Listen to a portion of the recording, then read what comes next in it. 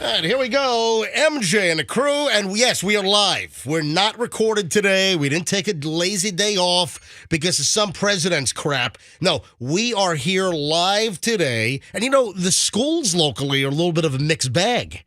For instance, if I'm not mistaken, Hillsborough County has school today. Pinellas County doesn't. Polk County doesn't. I didn't get a chance to take a look at Pasco and Hernando and Manatee and Sarasota and yeah, you know what your school's doing if you're in that. Well, apparently not. On Friday, you didn't. Your wife is taking your kids to school on Friday. I wanted to know, should I call Allison to let her know that the kids have school today? No, she knew that part. See, I didn't know that part. Well, she knew that part on Friday after she realized that Friday was the Hillsborough day off. Yeah. They took, I guess, Fair Day. Yes. Okay. Or they call it like a teacher work day. Okay. And okay. Aside from Allison, the other 3 million people that live in the Bay Area. You told us on Friday's show that your wife was in the process of driving your kids to school on Friday, and then you had to inform her that there was no school? No, she. How did she figure that out? Because she drove to the school. Oh, that's right. No one was there. Pulled into the car line. Oh, okay. So she actually drove to school, pulls the car line, and nobody's there. She thought that the apocalypse had struck an elementary school in North Tampa, and everybody was gone. Here, she sent a picture of the front of the school. I'm sure. I don't need to see the picture, but anyway, the point is. It's the front of my kid's school with no cars in front of it on Friday morning. Gotcha. So Fester's wife, Allison, takes the kids to school. How did she not know again on Friday that the kids had the day off? Because it's just a random day off, and nobody else was off except Hillsborough. But you knew it, right? I knew Hillsborough was off on Friday. Did Doug take your kids to school on Friday? No, but guess what we were doing last night? What? preparing for the kids not to have to go to school today. We thought they had today No, off too. today they're off. Today Today they're they're back. I'm sorry. Today they're back. I'm sorry. Today they're back. Yes, Hillsborough County has school today. Okay. All right. So it's very confusing. It is. Everybody needs to get on the same page. And traffic this morning was pretty heavy. It was like a normal day, right? Yeah, I noticed it on the way in because I arrive here over half an hour before you guys do, and the roads seem fairly normal. 275 south over the Howard Franklin Bridge seemed pretty normal traffic-wise. It wasn't, crazy light. So again, Hillsborough County Schools has classes today. Yes. Correct. Hillsborough County Schools have. The schools Has. are. Whatever. The district has school today. All right. So it depends, I guess, how you say it. But other counties are off today. So again, Fester, do we need to call your wife to let her know take the kids to school today? It wouldn't be a bad reminder. Let me know when you want me to call her. I'll get right on that. Yeah, let me know when you want me to jump right on that. All right, welcome, folks. MJ Morning Show on a Monday. It is President's Day 2024. And yes, we are live. Why and how can I take off? I just did a 2-week Indonesia trip, and I'm going to take President's Day off when a very large county in our listening area has school today. So, listen, that would be really chintzy for me to come off of a 2-week vacation with my daughter scuba diving in Indonesia in Raja Ampat. And then a week later, it's President's Day. Let me take that day off, too. Federal holidays are federal holidays. They fall when they fall. Big deal. For the most part, I don't care about any federal holiday. The big holidays like Christmas, Thanksgiving, Easter. Yeah, we don't work on those days, obviously. We don't work. July, 4th of July, we don't work. Memorial Day, Labor Day. Memorial Day, we don't work on those days. And then another random 4 or 5 weeks throughout the year we don't work. But here on, it's vacation time, right? Yeah, that's called exactly. called vacation. Yeah. It's Plus the deserved. fact, I'm not going to take today off. I'm going to do a quality show today with you guys. Because I don't know if I told you this, but I am taking the entire month of May off. So I'm gonna. Hey, this is fine with me. I'm gonna be gone the entire month of May. I don't understand taking Columbus Day No, I'm off. kidding. I'm joking. No, they don't do that. Or Up north, they do. Yeah, that was a big thing when I was a kid up north. I stand behind the legacy of Dr. King. I think he wants you to go to work, so I go to work on Dr. King Day.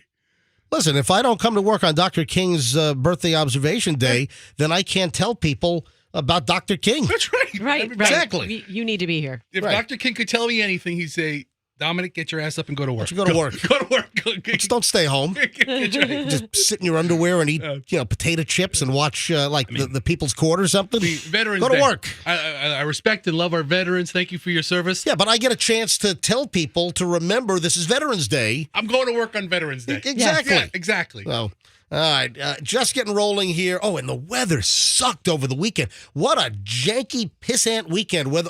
Awful. Yeah, it was like, don't leave the house. Just cuddle up and watch a movie. And Cuddle up. yeah, Yeah. that's Oh, what I you're do with telling my me you kids. cuddled up with your kids or with Dig Dug? I cuddled up with my kids. Dig Dug is sick. Dig He's Dug- really sick. What does Dig Dug have? I don't know if it's the flu or what, but you know what? Did he take a COVID test?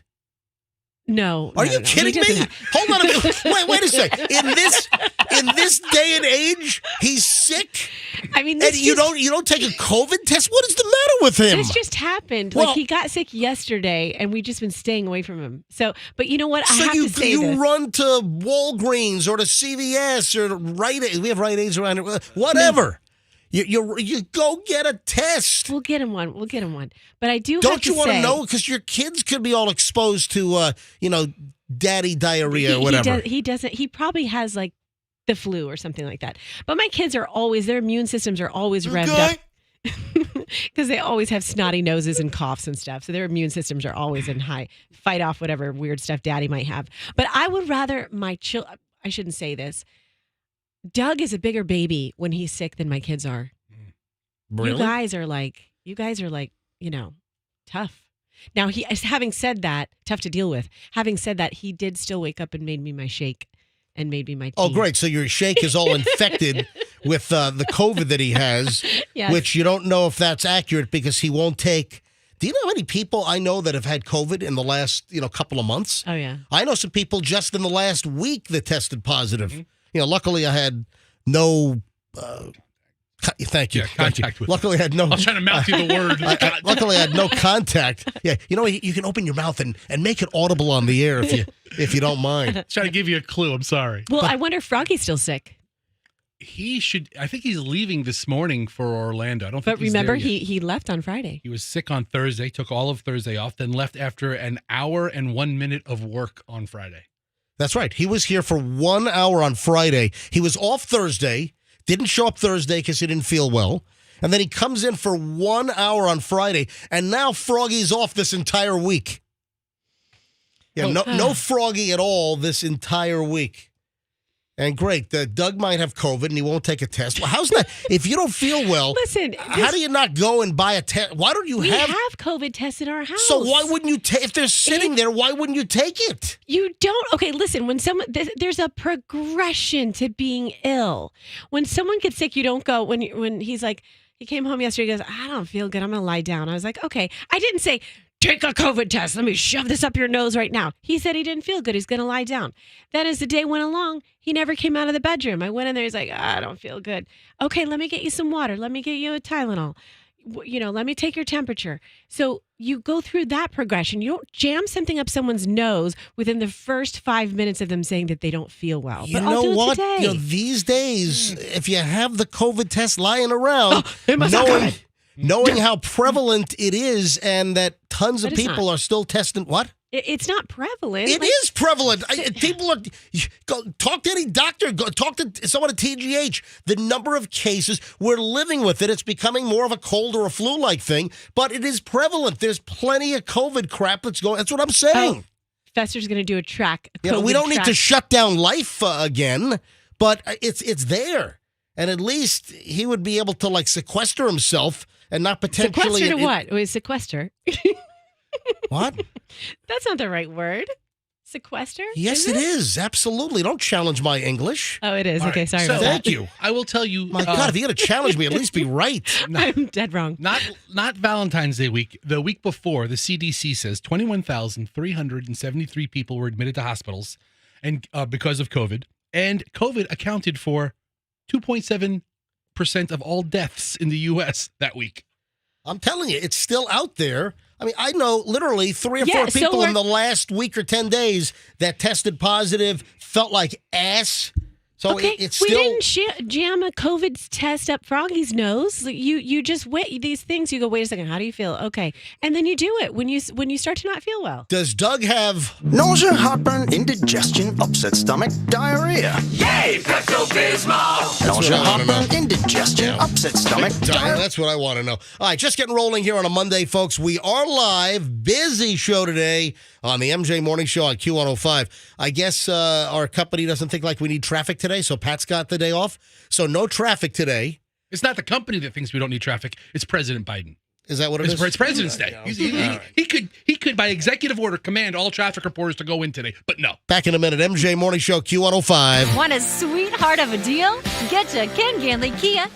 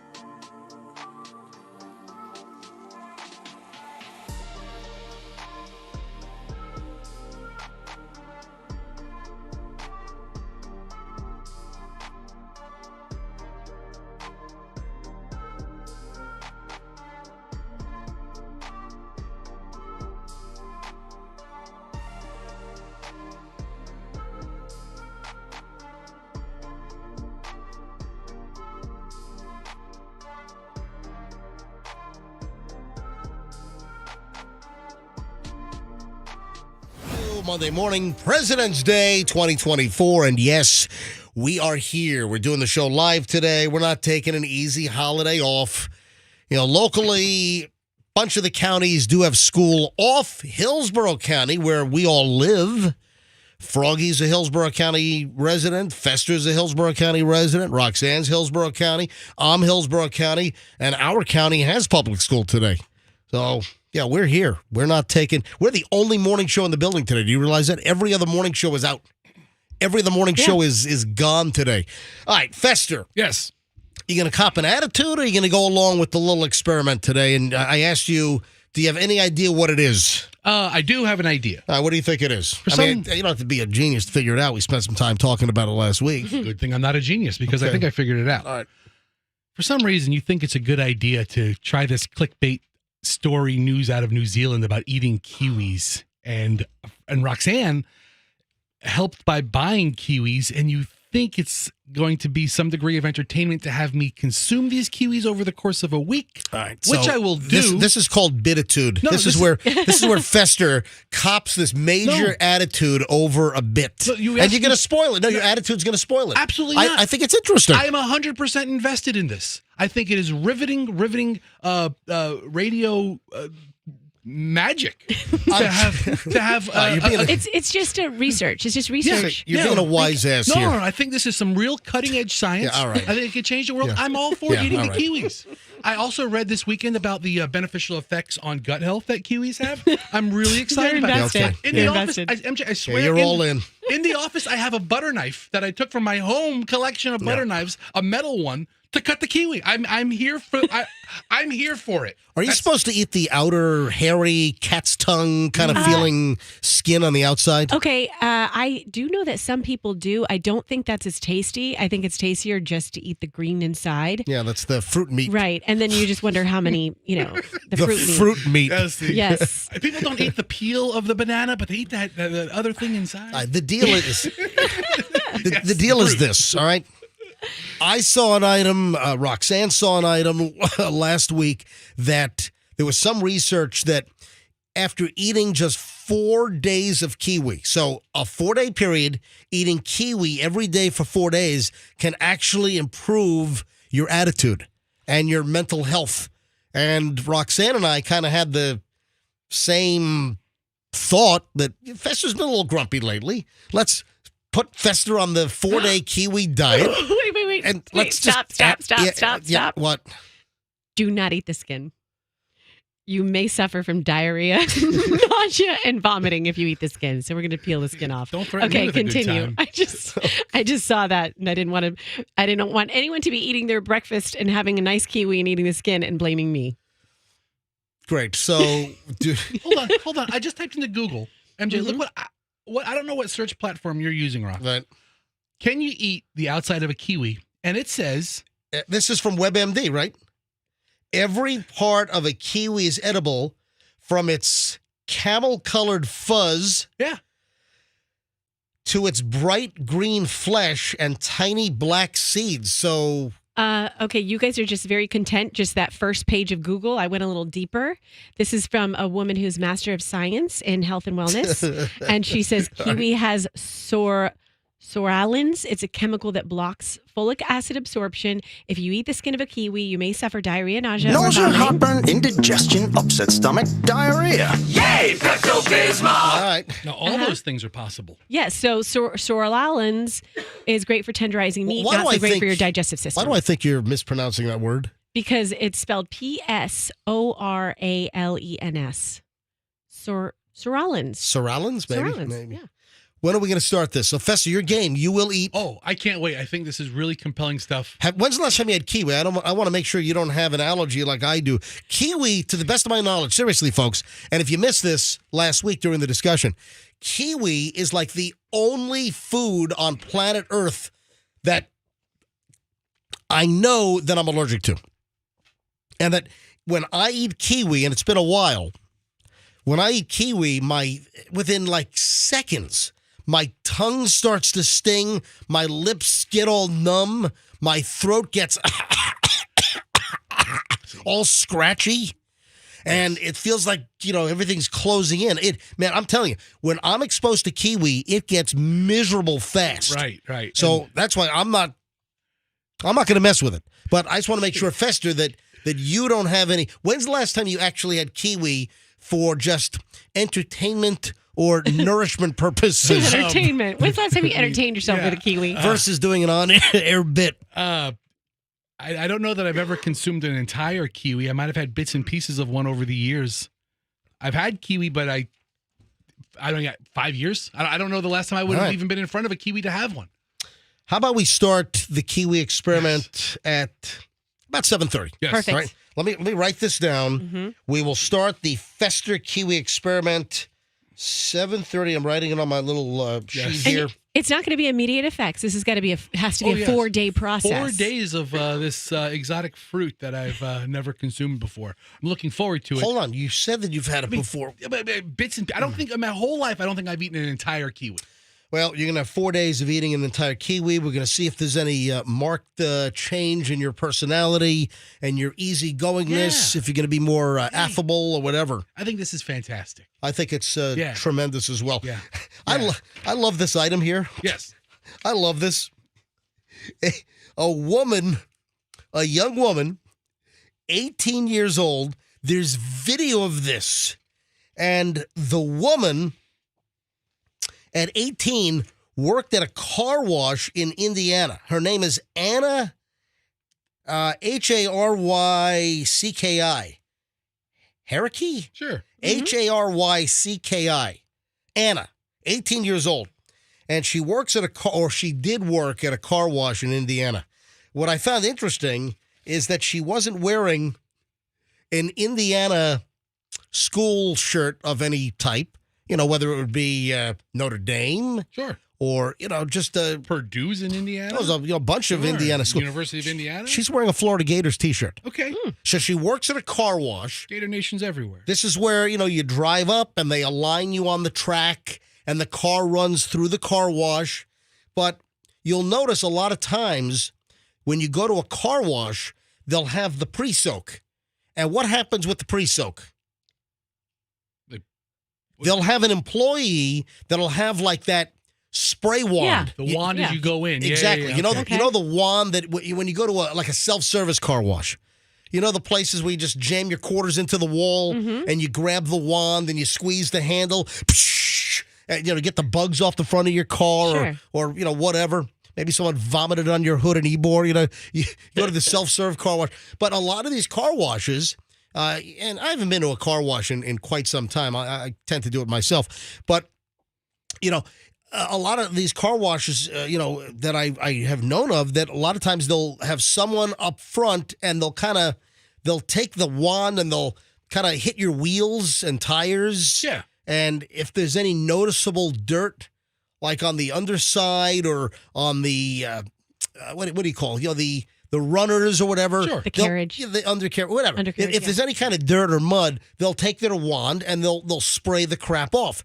Well, 18-year-old Anna, who is wearing a Florida Gators t-shirt up in Indiana, she was shown the door at the car wash. Why?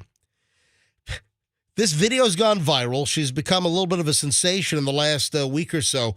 It's a 14-second clip, and she was power washing a white sedan as it was getting lined up on the tracks when the driver rolls down her window and throws a plastic cup of lemonade that splashes the girl. So what does this young woman do? I know. She's got the power wand. Yeah. She then points the high-pressure wand at the lady and just sprays the lady with that needles and pins fine water spray and just sprays the lady in the face. Good for her. That'll perforate an eyeball, man, if your eyes are open. Yeah. But the customer threw a cup of lemonade at her, so she doesn't even bat an eye. She's holding the power wand and just points it at her and pulls the trigger and just right into. Anyway, the 18-year-old employee was fired. So what? Keep your crappy car wash job. That's good for her. So that's why you don't throw anything at anyone who's holding a gas pump or a hose. You just don't throw anything at them because they have ammo right there. I thought Fire back. I thought it was great. It's like, hey, you're really gonna throw a cup of lemonade at a young woman that's holding the power wand? Yeah. What kind of a bozo are you? Yeah, this thing apparently over the last couple of weeks has over 90 million views. That's fantastic. Good for her. Absolutely. I'll tell you what, if I were a different car wash operation in Indiana where she is, I'd offer her a job. Make her manager, assistant manager. There's no customer that's allowed to throw a cup of lemonade at an employee. So it looks like the guy had his window half open, and she's spraying the side, and some particles got in, and he gets all or she gets all upset and chucks the drink at her. Yeah. So the customer apparently has been banned, and she was also shown the door, according to a couple of reports. Bad move. So Hire her back. I would absolutely keep her. I think that's heroic. 6:33 at the MJ Morning Show. We got an early dose of morons in the news. We'll get to it next on the MJ Morning Show here on Q105. Stand by.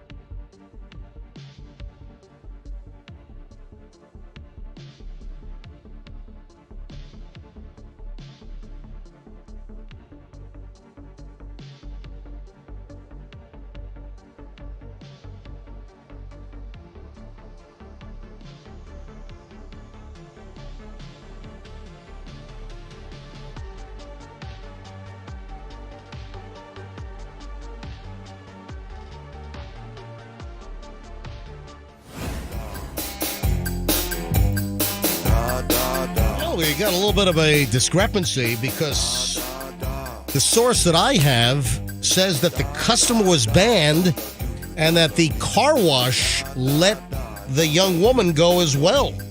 Anna, the 18-year-old that let a customer have it with the power washer wand for throwing a couple of lemons. Yeah, so this source says that she was let go, and I guess her boyfriend worked there as well. And so I don't know. So Andrew, our producer, he said that he found an item out of the Toronto Sun. I'm like, well, wait a minute. This happened in Indiana. What the hell does the Toronto Sun? Andrew, turn your microphone on. So the Toronto Sun is saying, yeah, because Toronto Sun really keeps up with Indiana car wash news, right? I know that when I want Indiana news, I count on nobody more than the number one paper in all of Toronto. Yeah, the Toronto Sun. So who the heck knows? So we have a little bit of a discrepancy. Anyway, listen, the funny part of the story is that you don't mess with an employee. Who the hell throws a cup of lemonade at a young woman that's holding a high-pressure power washer? I want to hear what this woman has to say for herself. I mean, yes, it's stupid, but it's also mean. You mean the woman just, that threw the lemonade? Exactly. I don't know, because it doesn't say who that woman was, although it does say that she was banned. I mean, it would make sense. I got to be honest. I think it would make sense for the car wash to stand behind the employee. You've got some wacko in what is that, a Camry or something? What is that? Looks like a small sedan, yeah. Yeah, it looks like a Camry or something. And the customer throws a cup of lemonade at the... Look, I mean, you can see it on video. And then she just lets the woman have it. Didn't even think twice. And it's all caught on video because these car washes, they have video surveillance. Yeah, they want to make sure that, a car's not all damaged before it goes in. Yeah, that's another scam. People will try to say that a car wash damaged their car when, in fact, the damage was pre-existing, et cetera. Anyway, moving along here, early morons in the news on the MJ Morning Show. Fester, you had a bit of a stint in your life where you were, like a barbecue pitmaster. Oh, I still am. I don't get to do it as much as I used to, but I still love it. But you sold your big metal Black Bart barbecue trailer, though, right? I did. What'd you get for that? I did. What'd you get for it? I gave it to a friend. Who'd you give it to? I had a friend that had a barbecue restaurant for a bunch of years, and I gave it to him. Where's it now? It's probably rusting in some heap in the some scrapyard. Like the old MJ and BJ Bluesmobile. Remember that? Right next to it. Yeah, the MJ Morning Show Bluesmobile. Anyway, I've got a barbecue story, and this is going to, I think, hit near and dear to your heart. I love it. Is it an unwritten rule that you don't mess with a pitmaster's barbecue? Ooh, you don't touch another guy's barbecue. How bad could it get if you touch someone else's barbecue? How bad can it get? What can it escalate to? I mean, I think it's like the greatest insult you could levy upon another barbecue pitmaster is to touch his grill, touch his meat. Ew.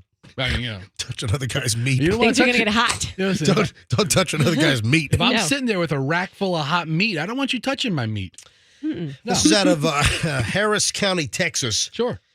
A Harris County, Texas barbecue pit owner shot and killed a man after he allegedly stole from his barbecue pit. Oh, whoa, that's totally different. You said touch somebody's barbecue pit, which you never do. Stealing from somebody's barbecue So that's pit, an escalation. that's a shooting.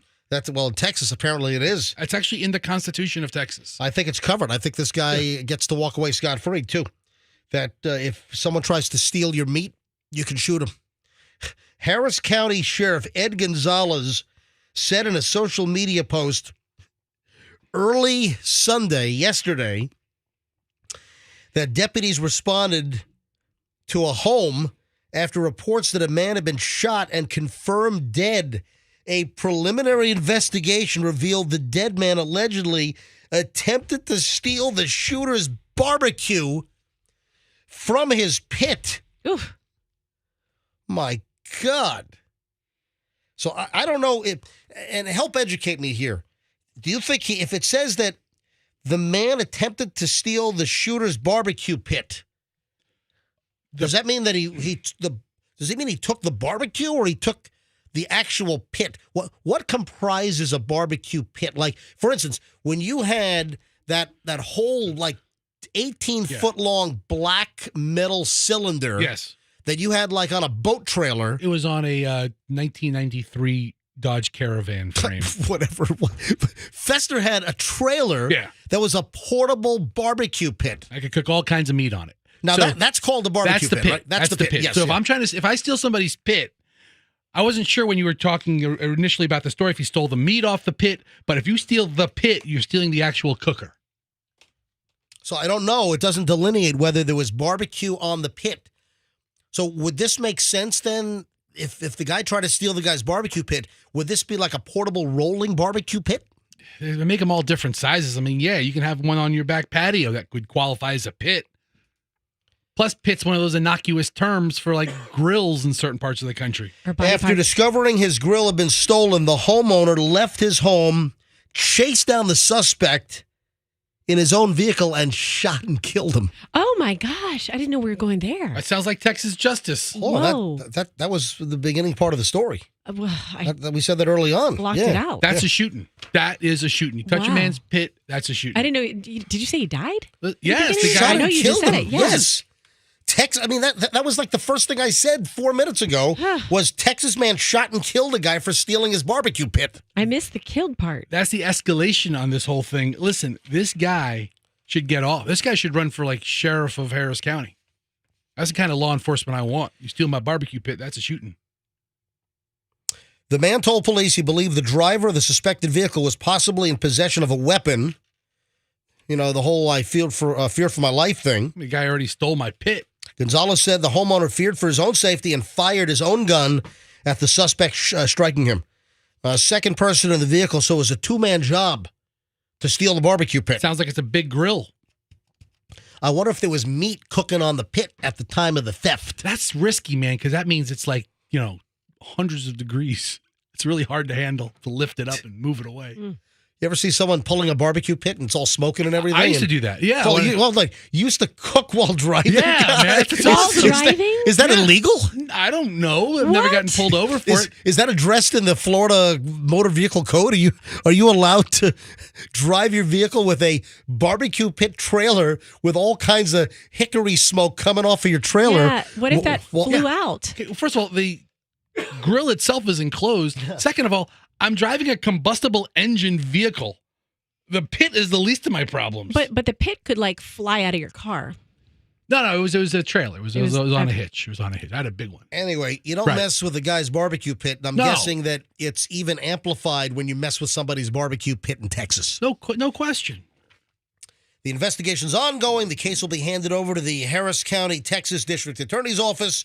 I want to follow up on this. I want to see if there was stuff cooking. I have to know what he was making. What do you think is going to happen? You think that this individual is going to be charged with murder, or If I'm in Texas, somebody steals my pit, I shoot him dead. You put me in front of a jury of my peers.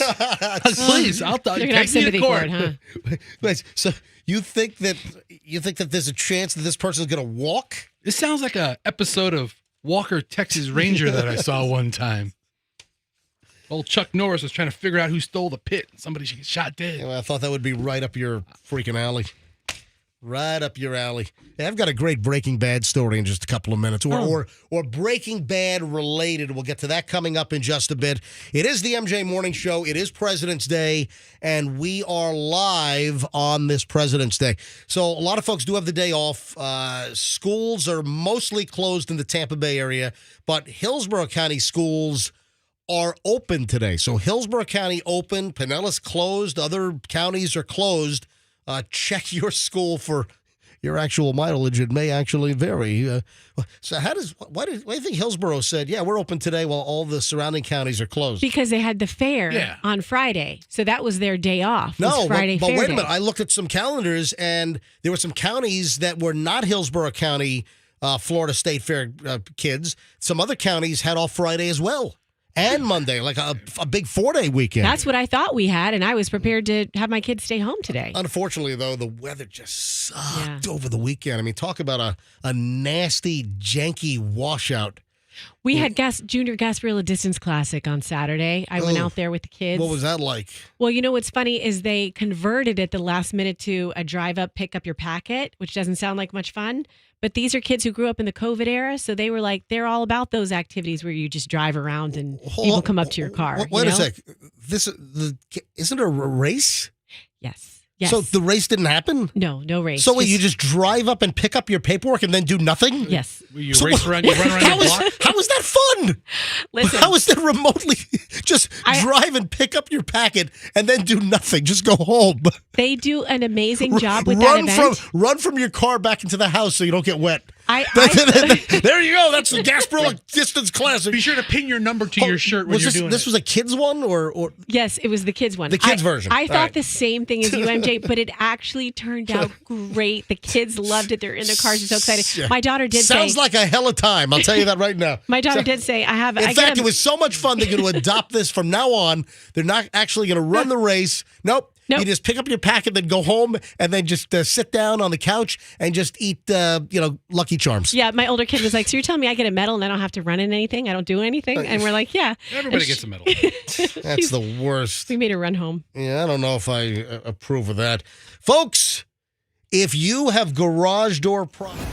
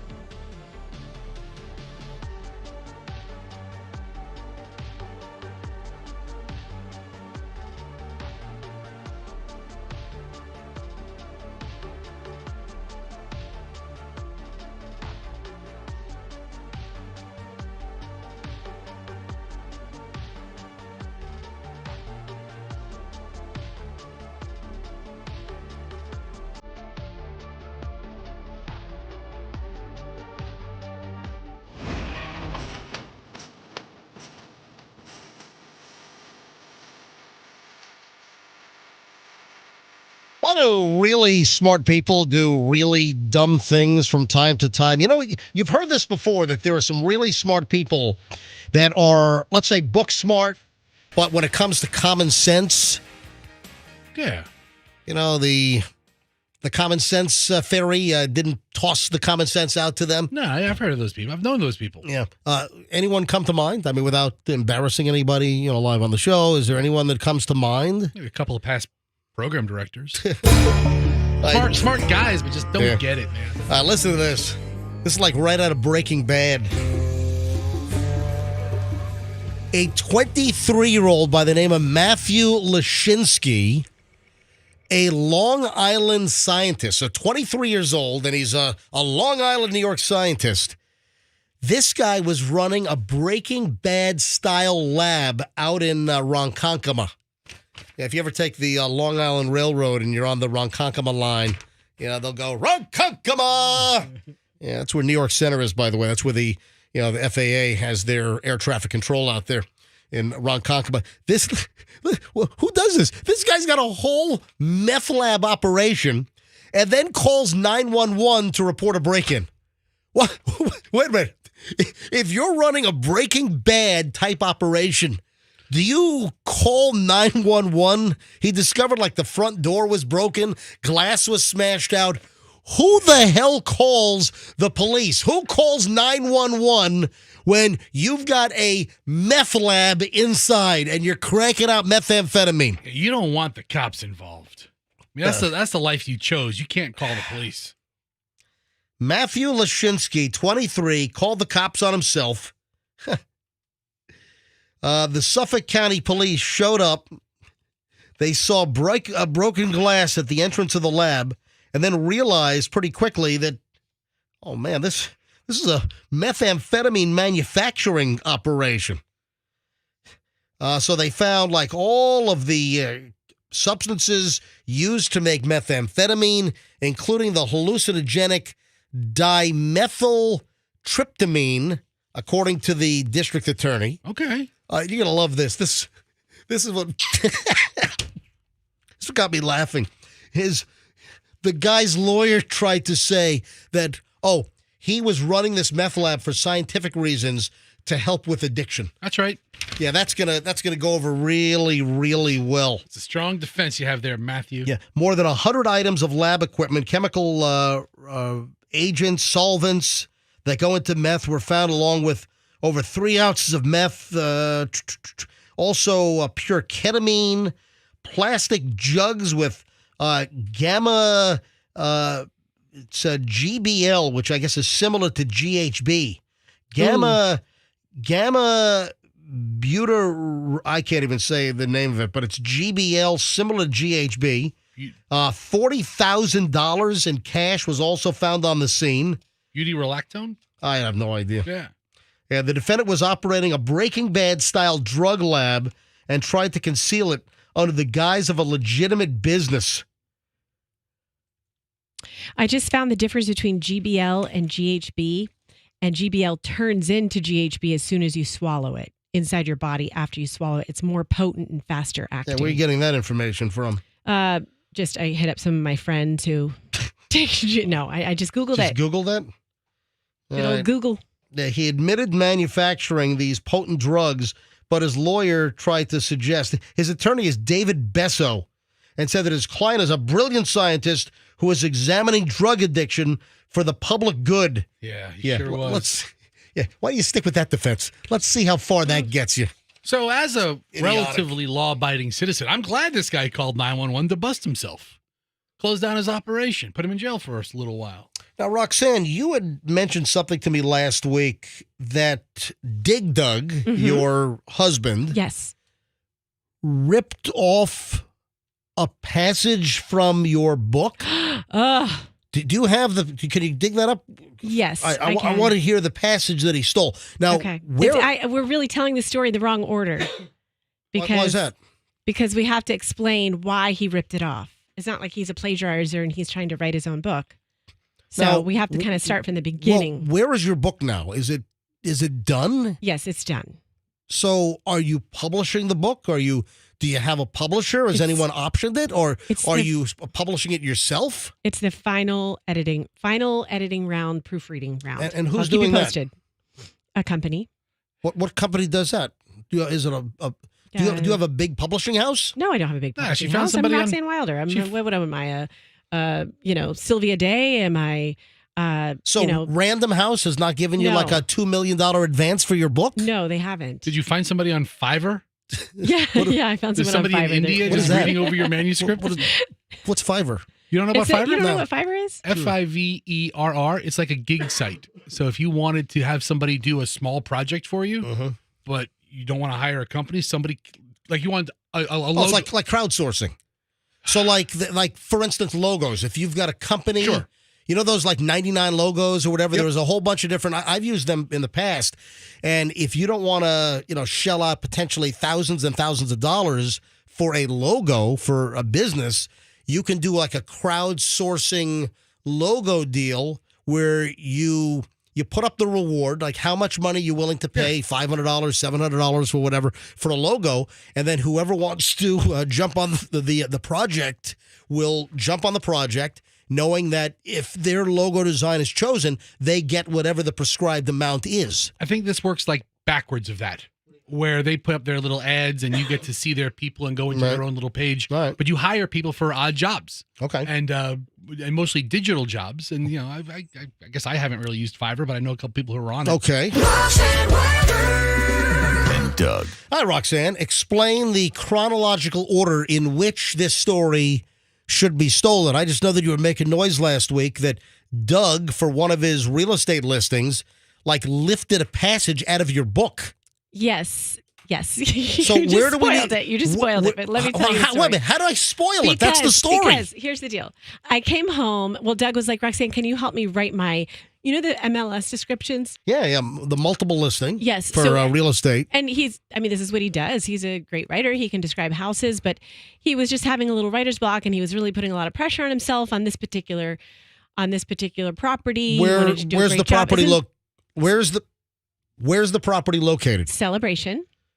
And so he was working on it. I came home and I was like, okay, I'll help you now. He's like, don't worry. It's done. He has a property that far away in Celebration? He's got properties all over the state. Yeah, realtors. Yeah. So Pain in the ass to get there, though. He's got to drive all the way to Celebration? Yeah. All right. We've Is it a taken new trips over there. Is it a new place? Is it a renovated It's place? a really nice condo. Oh, Yes. so it's a condo in Celebration. And it's renovated. Yep. Well, you're about to find out what it is because All I'm right. going to describe it to you. Okay. So I come home and he's like, no, I'm good. I wrote it. He's like, tell me what you think. It's a little out of the box. So I come and I sit down and I start reading. I'm going to read you the first couple of sentences to this MLS listing. All right, so he wrote this, has not posted it yet, or No. this didn't go live yet Correct. on the multiple listing service or whatever the MLS. Is that what does it stand for? MLS. MLS multiple listing. Is it service? I have no clue. It's the real estate. Yes. Where all the real estate is, and every agent has access to. Right. When a property hits MLS, that everyone can see that it's a listed property. Yes, exactly. What does it stand for? It's not like, Multiple listing multiple listing services. All right, so there there you we go. go. All right. So it's not like an off-market deal. Right. Okay. So I sit down and I go to read this listing, and I should probably tell you most listings are like, this 3-bedroom condo in Celebration has great views, and it's just they're very dry, right? So I sit down and it says, It's just basic. It's rudimentary. It's like 3-bedroom, 2.5 bath, right? yes, exactly. So this one says, it's great sex when you won't be able to tell your therapist anything about it. Wait a minute. That's what he wrote? Just listen. Or that's what you wrote? She ran her hand down his All right, chest. Stop. No. Stop. Hang on a minute. I want to get this from the beginning. So this is the description for the condo that he's trying to sell in Celebration? Yes, just All right, listen. go ahead. She ran her hand down his chest, wiping away his sweat. His heart pounded beneath her palm. Our dreams have finally come true, she whispered to her lover and added, I honestly don't think your therapist would believe what we just did. Except here in Celebration, Florida, they would. The couple had just closed on a fully renovated 3-story townhouse. Their clothes now scattered on the brand new wood flooring as they passionately christened their home on the landing of the custom wood steps and then both second-floor guest bedrooms. Hold on. They're banging on the wood floor? Is that... That's the worst place to do it. The worst. Let's do it. Let's do it on the hardwood floor. Ugh. So, each description of the house there's a lot of storytelling here. But these words came out of your novel. The first 2 sentences came out of my novel. Wait a He minute. ripped them right out of there. Hold on a minute. Yes. The first 2 sentences in the listing, or those are the first sentences in the page 1 of your book? Both. Really? Both. All right. Yes. So he ripped those right out of my book, but he was like, Roxanne, I just wanted to do something different because everything you see now in MLS is like the real estate agent will put the terms into ChatGPT Right. and ChatGPT spits out a description. And it's so boring. So this was like real storytelling. And the funny thing is, because like it goes, Wait, stop. Yes. Agents are that lazy these days that they can't write a paragraph description, Well- and they got to have ChatGPT a lot. write a description? Yes, everybody's using ChatGPT Are you to do serious? descriptions. Everywhere. Yes. Maybe a week ago, I was putting something on the MJ Morning Show Facebook page, and it said, would you like to write it in AI? And it gave like 3 other Oh, versions God. of the I same mean, thing I wrote, just kind of. We're going to hell in a handbasket. For real. You're telling me that what has been done for decades and decades and decades, that real estate agents today can't write a description and they have to rely on Chat GPT to artificially produce an AI description for a home? Exactly. Because it's so difficult? But it's not just real estate agents. It's like Fester said, it's everywhere. And I you know. know what they're I trying know to the sell? college kids are like doing all the Chat GPT, trying to get the AI to write their term papers. But you know what I notice? When I look at anything written by Chat GPT, it just seems odd. It seems mechanical to me. It lacks like literary finesse. Yeah. It lacks the soft, creative edges. It seems like it's artificial. That's the first word. I know. In A. The A is artificial. You know, I've had conversations with people about this, like deep conversations about writers and how ChatGPT can take writers to the next level because it can produce so much material so quickly. And it's like, no, writing is storytelling. It comes from like your human soul. It's going to shrink the human brain and capabilities. Yes. Is what it's going to do. Big time. All right, so what's the story with the description on this property? Did he make it? Did he make it live? Yes, he made it live. Yes, So- and he got tons of action on it. Did he sell the property at Celebration yet? They just put it up like a week ago. So not the answer to your question. Have they is had no. any showings? Yes, but this All is my because point. of the steamy sex description of getting action on the wood floor. I mean, it wouldn't be rug burn. It would be wood burn. Wood burn. Oh, that sounds awful. Look, the property has to, it's a lovely property, so it lives up to the hype. How but much is it? It's I don't remember. What's the but it's listing price? Over $1 million. Over $1 Yes. million. How big's the condo? How many square feet? I don't know. What are the property taxes? I don't know. Are you going to buy How it? many bedrooms? Right, After you read this, You know what? I got to be honest. I'm not really in the market for something out in Celebration. But I can vouch for him. He can pre-qualify. Give him the details. All right. So, did he ask permission, or he just stole your passage out of your upcoming book? Well, he thinks. What is that's your book his called, by the way? Marital. He thinks that's his marital property. My book. What's the name of the is book? called Imperfect 10. Imperfect 10. Yes. Is that the book you've been working on For like my entire life. Yeah, since Yes. we've met you. Yes. I'm writing a book. I'm writing a book. I'm like, where's this book? I'm working on it. And it's been like 4 years now. It's 116,000 words. It takes a long time when you have a. How many full-time pages is job that? you Like, have to focus on. That's not what Stephen King says. Well, it is. Well, page wise, I don't know what 116,000 turns into, but like 350 ish. Don't you have, what's your pen name? Or do you not give that up? I'm just going to put this under Roxanne Wilder. Okay. Yeah. Wow, But look anyways, at that. this is the thing is I actually commended Doug for his originality because when I was flipping Originality. He stole he plagiarized your novel you've been working on for the last 19 years of your life. I was very irritated about that part of it, but then as I read the rest of it that he did as his own, he kind of had these people doing it on every little nook and cranny of the house. And then when you go and you read, when you look at the photos that are on MLS as well, you're like, oh yeah, I can picture it now. Like when you weave a story. I want to write the second paragraph. Yeah. I want to write the second paragraph. Don't let the dead body found in the third bedroom deter you. A crime scene cleanup company was called to get rid of all of the body juices that have leaked into the carpet and permeated the drywall. A jilted lover murder. After they did it everywhere, he ghosted her. Then he came back for his belongings, and she killed him. And oh my goodness! Can we add that? A beheading. It was a beheading. Let me add that to the description. Let me see if that increases the amounts of showings for his condo in Celebration. All right, let me know how this goes. They put I'll a keep you guillotine with the posted. 14-foot ceilings. Let me know when the property sells. 7:16 at the MJ Morning Show here on Q105. We start an hour and 20 minutes of nonstop MJ next. Yes, we are live. We're live on this President's Day. We didn't put a best of on. We are all the way live here on this Monday. We're the only morning show in the building that's here today. We have the whole place to It's ourselves. all ours. We can do whatever the hell we want around here. 7:17. Folks, Veterans Ford.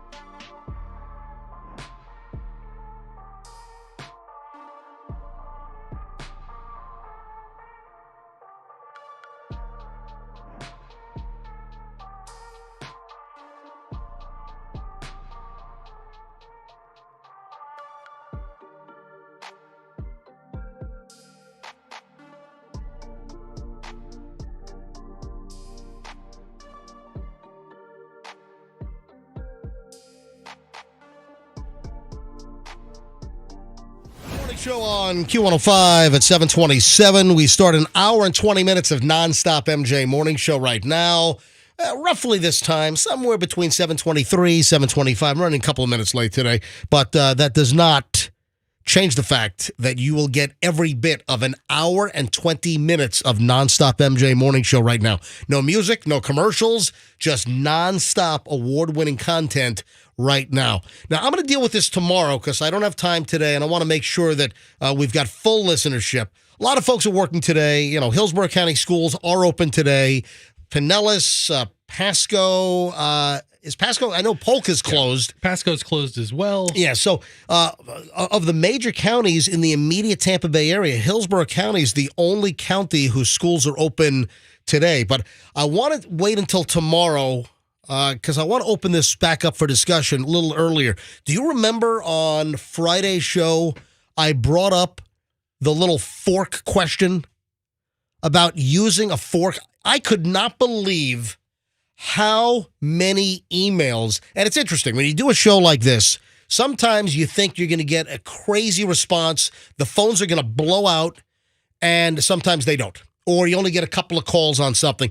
Well, the phones went crazy on the fork story, on the little fork item that I brought up. And essentially, I was just making an observation that I dislike it immensely when people do backward fork eating. It fork drives me nuts. Yeah. It does. I like using a fork as more like a scoop or a shovel. So the fork goes into your mouth like almost like parallel or horizontally versus the people that like will kind of stab their food and then they'll enter the food in a vertical fashion with the tines up. I like tines going into the mouth versus the backward fork eaters. And we brought this up on Friday's show, and the phones blew out. But what really surprised me, I could not believe, once I got home, I could not believe how many emails I got. This elicited such amazing response. And folks are passionate. There were a lot of people that agree with me. I don't know what it is, but it almost angers me. I hate it. I don't know whether it's an OCD thing. I don't know. I mean, it has to be. I don't know whether I have some mental issues. That too. Nothing's off the table. But I don't like backward fork eating. So I want to address this. I think we'll do it around this time tomorrow. But I just want to kind of lay the predicate here that we're going to get back into backward fork eating because the response, I had more emails. More people hit me up on direct messages and comments on social than the enormous response we had on Friday's show. So we'll get into that coming up in just 24 hours from right now. I want to readdress the whole backward fork usage, which I hate. I have a visceral, angry reaction to backward fork eaters. Tines down. Is it teens or tines? Tines. Yeah, I do it's a that. saltine. I do that. Yeah. Tines down. Were you here on Friday? Oh, no, you were gone. I left. Oh, that's right. You left on Friday, and then you're leaving again early today. Yes, I am. Be normal tomorrow. All right. So we'll address this tomorrow. So you're a backward fork eater. I cut. It depends. If I'm around. You know what? Okay, save this for tomorrow. Let's save this for tomorrow. I got a lot of things we got to get to. We have a McDonald story, which I want to run by you in a moment. I want to know what your thoughts are. McDonald's in the wrong here, or is the customer in the wrong? Also, there is a video that I saw over the weekend where this like DoorDash or Uber Eats delivery woman is freaking out after a fender bender. She's having an absolute spastic mental breakdown. And you got to hear this audio. We'll get to that here in just a second. First, though, before I get into the McDonald's story, let's start with another food item. Let's start with Fester consuming his first kiwi on day one. First kiwi of the week. Yeah. So, Roxanne, can you just bring us up to speed again? Mm-hmm. I saw the story. You saw the story. I just want to get the aspects of the science correct.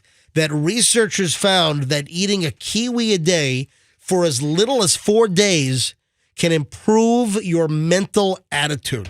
Eating more kiwi fruit could boost your mental health in just a few days. So we're going to find out. We're going to start today, 4 days in a row. We're going to see how Fester is feeling by the end of Thursday. And it's, it's got vitamin C. I don't know if you think it's the vitamin C. I mean, just take a vitamin C supplement if that's all it is. But there's something magical about the kiwi. Now, you have the kiwis in the studio right now? I do. Oh, she bought like the Sam's Club pack. There's It's like that. kiwis The in plastic box container where it has a whole bunch of kiwis inside, not just loosey-gooseys, but that little pre-packaged container. Now, do you have a fork, a knife, and a spoon? Because the best way to do this is probably have it and then maybe have Fester scoop. So No. What's the best way to eat the kiwi? Just kind of like cut it into slices. I would say just kind of peel the skin off with the knife a little bit. Yeah, like work cut the your way skin off around. with the knife, work your way around. All right, I'm not And gonna then just pop it in your mouth like a big, just one bite, Fester. I'm not gonna belabor this process here. It sounds a little belabored. But I'm moving, doing it every day. I'm moving on quickly. I'm not going to spend this much time, and even then, I'm truncating the amount of time I'm spending on this. Just slice into the kiwi and eat kiwi number one. All right, it's day one. It's Sorry. What the hell? I dropped my butter knife. I'm telling you, I'm invested in this. Whatever this is going to be, because this is brought a day real one, metal butter knife. Monday, President's Day, 2/19/24. Fester is beginning to eat the first kiwi. Okay, here's the kiwi. Cut it in half. Holding it up to MJTV. I would, has very little smell to it. Doesn't smell like overly citrusy or anything like that. Yeah, Fester, I would just cut it in half and then, okay, I see what you're doing there, but why not just lie it, look, like this? Don't tell me how to eat stuff, okay? Roxanne, trust me, Fester is capable of eating. Trust me. He's eating Just look the at him. skin. He knows how to eat. He's eating the skin. You're eating the skin? Yeah, He's going to have, Well, there are some websites that say you can eat the kiwi skin. I mean, I would leave the skin off. All the godforsaken things I've had in this mouth, little kiwi skin ain't going to get me. All right. So, ladies and gentlemen, it has just begun. This is day one. So, Fester, just make a note when you finish eating the kiwi so we know. And, Roxanne, are you monitoring that he's consuming the whole kiwi? Yeah. Oh, yeah. Just he is. monitor. I got Mama Rocks over here watching me eat my kiwi. All right. Yep. So, And you're allergic to this. I am. Yeah, so if you're not up to speed on this, folks, I'm really allergic to kiwi. It is the only food on planet Earth that I know that I'm allergic to. I'm telling you right now. Makes my tongue tingle, my lips swell. I look like Will Smith in Hinge. What? Was that the Hinge? Hitched. Oh, Hitch or Hitched? Hitched. Whatever it well, was. let me see. But what would happen if Fester ate all this and then he smooched you? Like just, would you get... Oh, I think it's... Listen. Hold on, really? That like on the cheek or something, would you break out like, hitch, no ED, just hitch. Just Hitch. All right. All right. If you wanted to have a really funny radio segment, My throat starts closing up when I eat a right. kiwi. You think that's funny? if you wanted We to got to do that live on the air? If I told you I were Have me allergic, go into anaphylactic shock live on the air? if I told you I were allergic to kiwi, the first thing you'd say is, let's get Fester eating some kiwis. No, I wouldn't. Yes, you would. Let's get an EpiPen. Do we have an EpiPen ready? Fester he's is- allergic. Fester's eating the kiwi, so today, Tuesday, really Wednesday, Thursday, and then Friday we'll see if Fester has a noticeable improvement in his attitude as he eats the kiwi. This is good. I want to talk about McDonald's for a second here. Speaking of food, and This is my favorite McDonald's time of the year. why is that? Shamrock Shake is back. Yeah, because Patrick's Day is St. next Patty's Day is coming up mid-month in March, and they have obviously the green St. Patty's Day shake, so it's already back? Yep, it's back. Okay. And I'm excited. I'll be consuming at least 15 of them between now and You St. know who Patrick's. else does an amazing mint shake? Who? Is PDQ. Yeah, they do. Yeah. Just full disclosure, I am an investor in PDQ. But PDQ's mint shake, they use that what's the name of it? It's a certain brand of mint, and it's really, really good. Good. Yeah, so PDQ's got a great mint shake this time of the year as well. So, to McDonald's, an American institution. And, I'm kind of trying to figure out, is this the guy's fault ultimately, or if this is McDonald's fault? I mean, my jury, and the guy is suing, so there probably will be a jury involved, but my jury is out on this story. Listen to what happened here. This is a McDonald's customer up in New York, up in Rockland County, where I grew up, a very, very important time of my life. I grew up from the age of 3 to 11. In Rockland County, a little hamlet called Nanuet. Still just a delightful place. about 20-something miles up the Hudson, up the Palisades Parkway outside of Manhattan. Just a really nice place. And this dude's from Rockland County, and he says that the Big Mac that he ordered almost killed him. Why would a Big Mac almost kill him? Apparently, the dude is deathly allergic to cheese. And, of course, the Big Mac gets American cheese. Are there 2 slices of cheese on a Big Mac? I have 2 to look all beef patty, special sauce, lettuce, cheese, pickles, onions. It doesn't say 2 slices of cheese. I don't know whether you get 2 slices or whatever. Anyway, this dude is deathly allergic to cheese. And, of course, there is American cheese on a Big Mac. Of course, they have the double Big Mac going right now, too, which has even, what does it have, 4 patties? Yeah, I think it's 4 patties, yeah. So I'm looking at a... Yeah, we talked about that, I think, like a month ago. Yeah, that so they were coming out with that. Yeah, Looks so like does it have even more cheese? The Big Mac has cheese on the bottom bun. Okay, just the bottom There's bun. only 1 slice. Yes. All right, well, here's the deal. This dude, Charles Olson, has a severe milk allergy, and he's allergic to cheese. He ordered a Big Mac, and it nearly killed him. This happened about 3 years ago, actually. So I guess he's trying to get the lawsuit in before the statute of limitations runs out, which I don't understand that. Why are you waiting this long to file a lawsuit? So this guy ordered a Big Mac in February of 2021, and he requested no cheese on the Big Mac. And he even, in the lawsuit, they attached the order, like the online order, and it says no cheese. The guy apparently did a cursory check and didn't see cheese, but if you are deathly allergic to dairy, don't you really, isn't there a responsibility to totally, completely take the thing apart and make sure that there is absolutely no cheese on your Big Mac? So Olson didn't appear to see cheese on his Big Mac, eats the Big Mac, and he goes into anaphylaxis. The guy goes into shock after taking a couple of bites out of the Big Mac. He was rushed to the hospital. This is also interesting. I guess they took an Uber to the hospital. I mean, if you don't have a car, wait. Listen to this. you can't drive. Olson and his girlfriend rushed to the hospital in an Uber because they thought an ambulance might take too long. Wait a minute. You're telling me that an Uber is going to get to your house quicker than an ambulance? Be a lot less money. If the ambulance is just going to take you and drop you off at the hospital, it's thousands of dollars sometimes. But also, if you're going into anaphylactic shock, don't you need the paramedics to try to stabilize you, to hit you up with epinephrine, or get you Benadryl immediately jammed into your veins? He obviously wasn't that sick. That kind of tells me how he was feeling if he's okay with an Uber as opposed to call an ambulance. You think they used Uber X or VIP Uber, or what? Maybe. Or the rideshare Uber where you can save a little bit of money? Yeah. Got to make stops on the way to the hospital. He's in shock and they got to pick up 2 more people. Exactly. But I saved $2.37 on the way to the hospital. So the question is it McDonald's fault or is it his fault? If you're really that deathly allergic to cheese and dairy products, don't you really make sure that there wasn't... They crank out how many Big Macs and Quarter Pounders with cheese a day?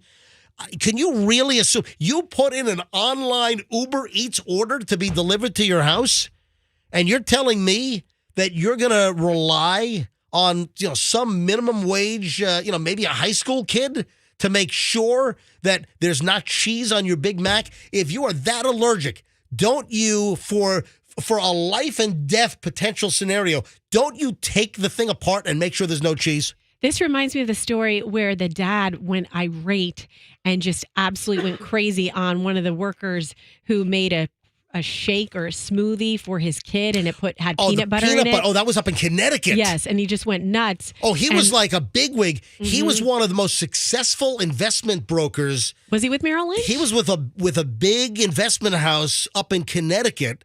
And I think they fired him. Remember, he went on a tirade and was like calling like the high school kids there like little bitches and Yes. everything, and was screaming at him.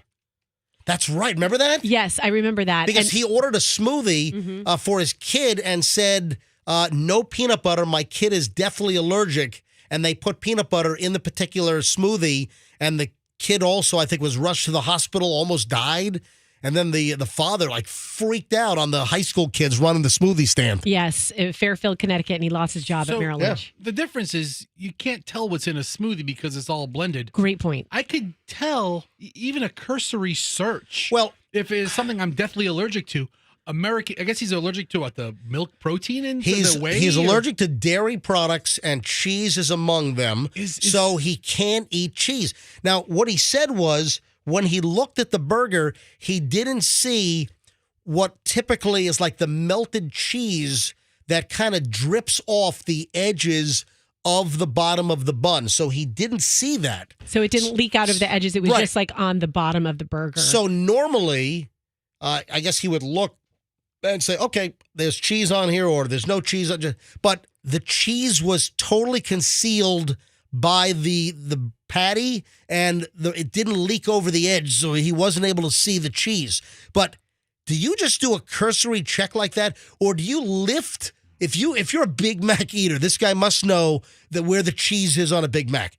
Do you lift it up and just double check and make sure there's no cheese? I think you have to. And I'm also curious as to how he goes through life making these requests. For example, was he at the drive or, did he make the request and say no cheese? And if you give me cheese, I might die. Or No, he ordered. This was an online order. on the app. On the app, right? Was- But you type that information in.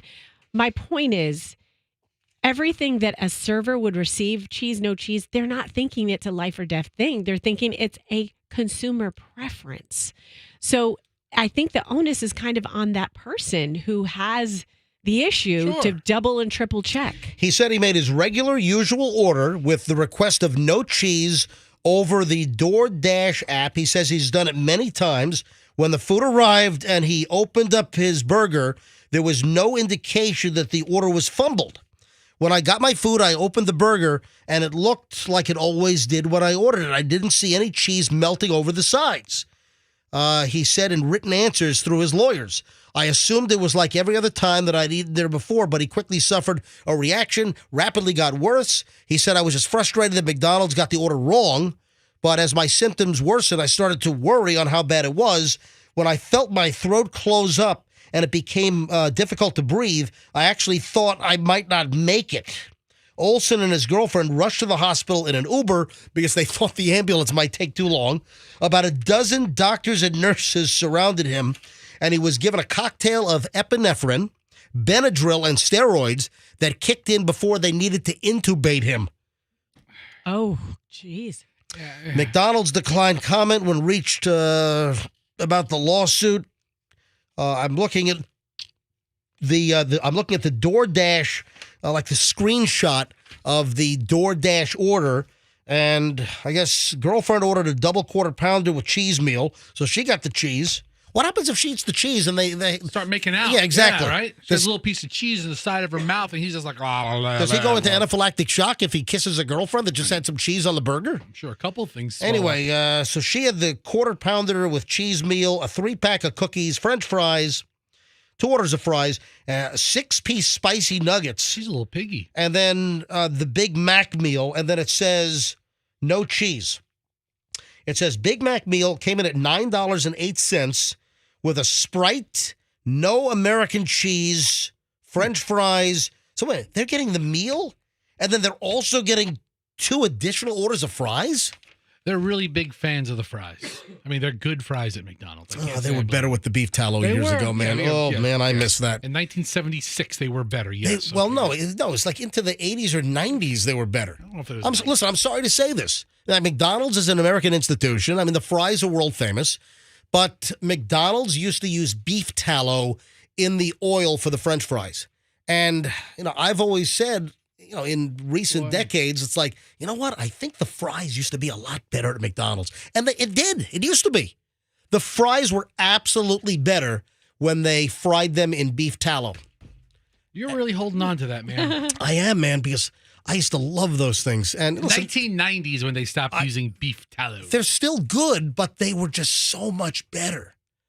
Back before 1990 when they used beef tallow in the oil at McDonald's. Anyway, Good old so days. I'm on the fence here. I don't know if this is really McDonald's fault.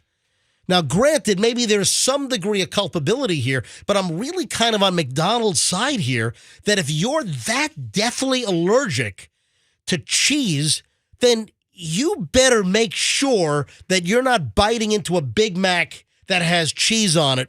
Or should you assume that all cheese on the Big Mac, that the slice is going to melt over the edges? In this case, it didn't. It was completely concealed underneath the stack and did not melt over. So he says. That's his claim. You know, I have to tell you something else about this. Yeah. I've been noticing lately when I go to all kinds of fast food restaurants, I'll ask for cheese on my sandwich. Mm-hmm. And I'll get my sandwich and go, they didn't put any dang cheese on this. And then I'll realize it's just inside. It's not melting over. So it's like cheese shrinkflation. So he's got to be encountering more of that. You're saying that you think that there's cheese slice shrinkflation? Yes, I've noticed that. that. The cheese slice is getting smaller. Sure. And whereas you used to have over the edge meltage, now it's like completely concealed and hidden within the confines of the footprint of the beef patty and the bun. That Precisely. There's no. So you're saying that there's absolute slice shrinkage. Slice shrinkage is happening. It's prevalent. Look at that. You know, I'm just curious. Oh, also, Andrew says that if you look at the ingredients for McDonald's fries, there's actually dairy in the fries. So how's this guy not having anaphylactic shock over the French fries? He ordered enough of them. Yeah, is there a little responsibility on McDonald's part? Yes. Little. But I think the bulk of the responsibility is on him, that if you're that allergic, you got to make sure that there 100% is not a cheese or dairy product on your Big Mac. So give that a little bit of thought. This is bizarre, and I need to follow up on this and try to figure out what the hell's going on. Good friends of ours live near Derek Jeter's old house. So Derek Jeter's old house on Davis Islands, which is on Bahama Circle. It's the old Derek Jeter house, which is fairly new, which was purchased for, I don't know, like it was purchased for a chunk of money, like $22 million or something. And then word came that the new buyer was going to just bulldoze the place, was going to level it, raise it, knock the freaking thing down, and start again. Was he going to invite Habitat for Humanity to come to take all the windows out? It's funny you bring that up because, that...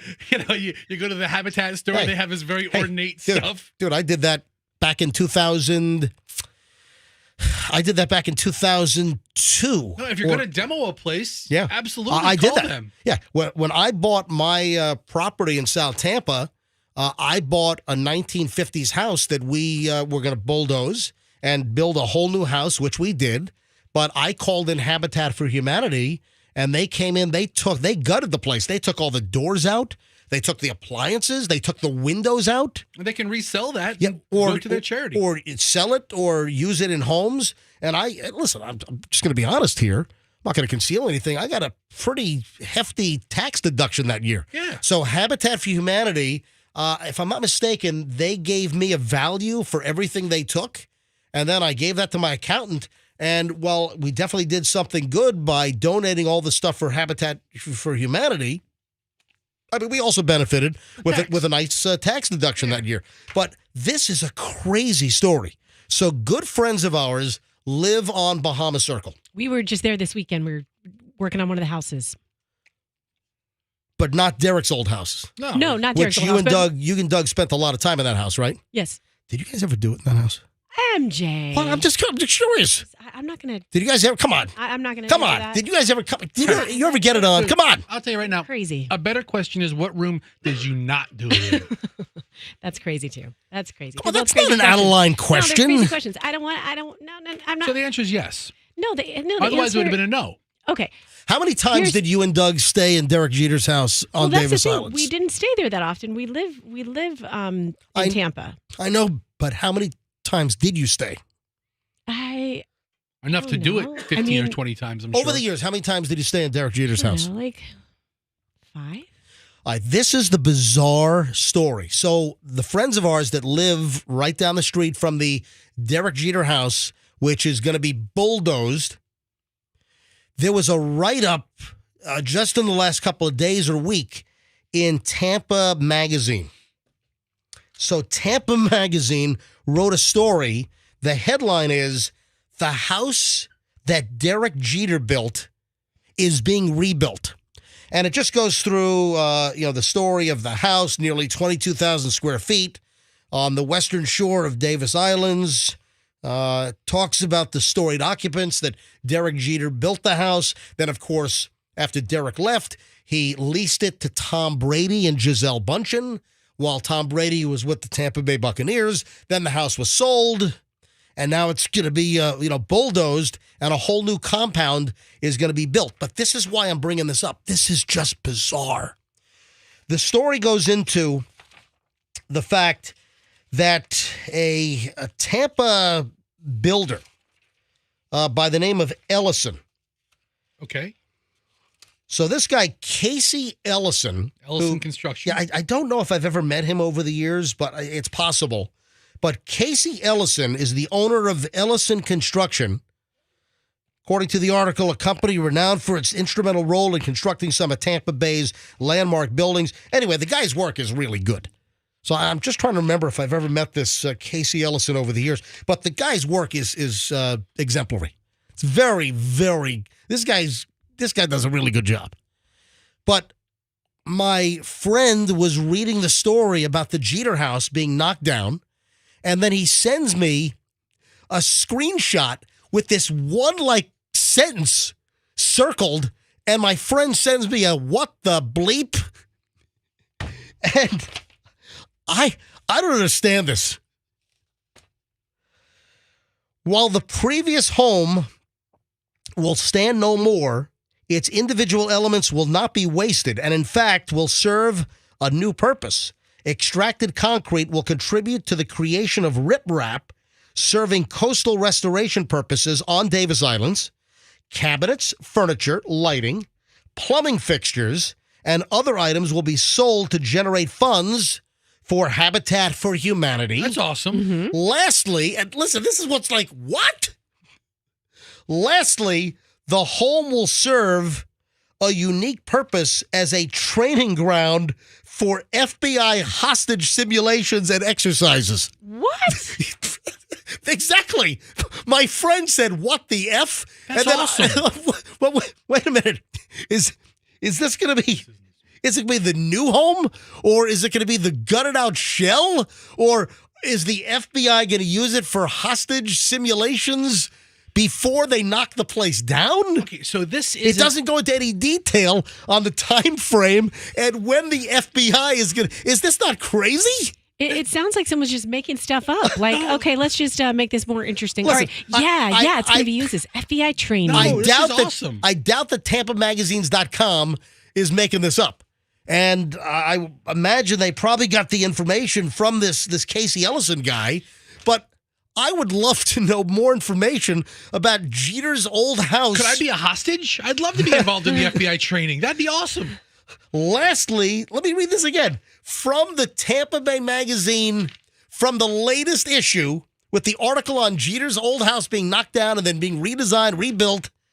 Lastly, the home will serve a unique purpose as a training ground for FBI hostage simulations and exercises.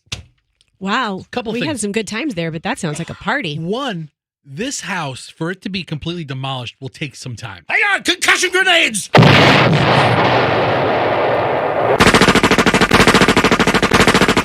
FBI, freeze!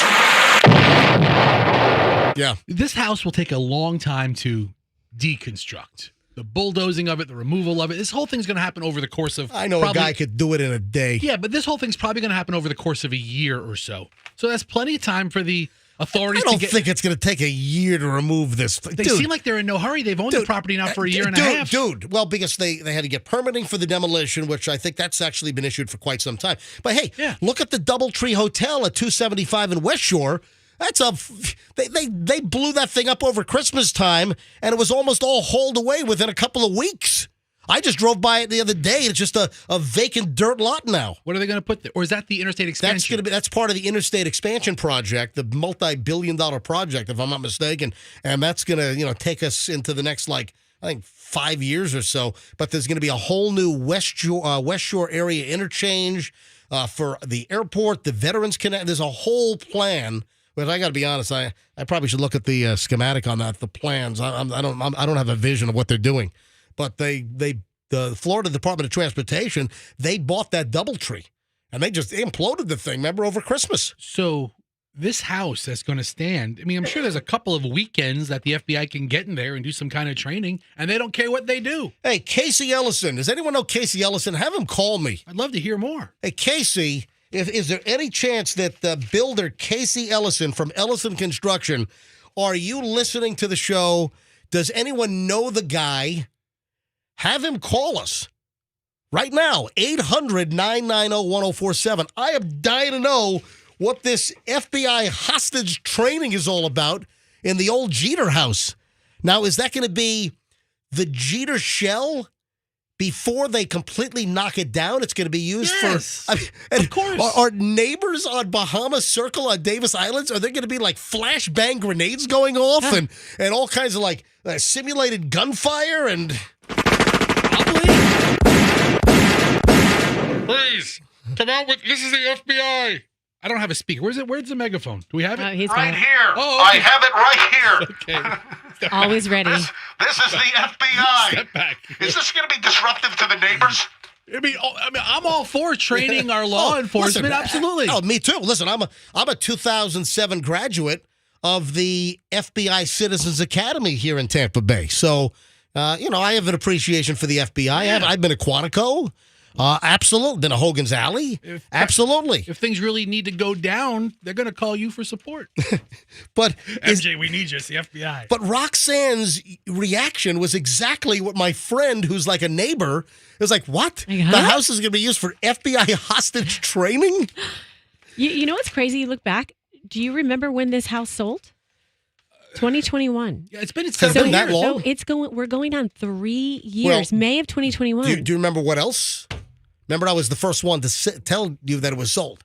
I had the scoop that the house, if you remember, we had the first. I think you're the first to say everything, as I Roxanne, recall. don't be a wise ass. I don't think I've ever had an original thought until you've told me. Ooh, Hold on, why are you being snotty? I don't know why. Why are you being a snot face? I don't know I'm just saying, the MJ Morning Show, we had the first breaking news item that the Jeter house was sold and that it was going to be knocked down. We had that information first here on the MJ Morning Show. And we also had a quantitative amount of the number of how many people actually cared.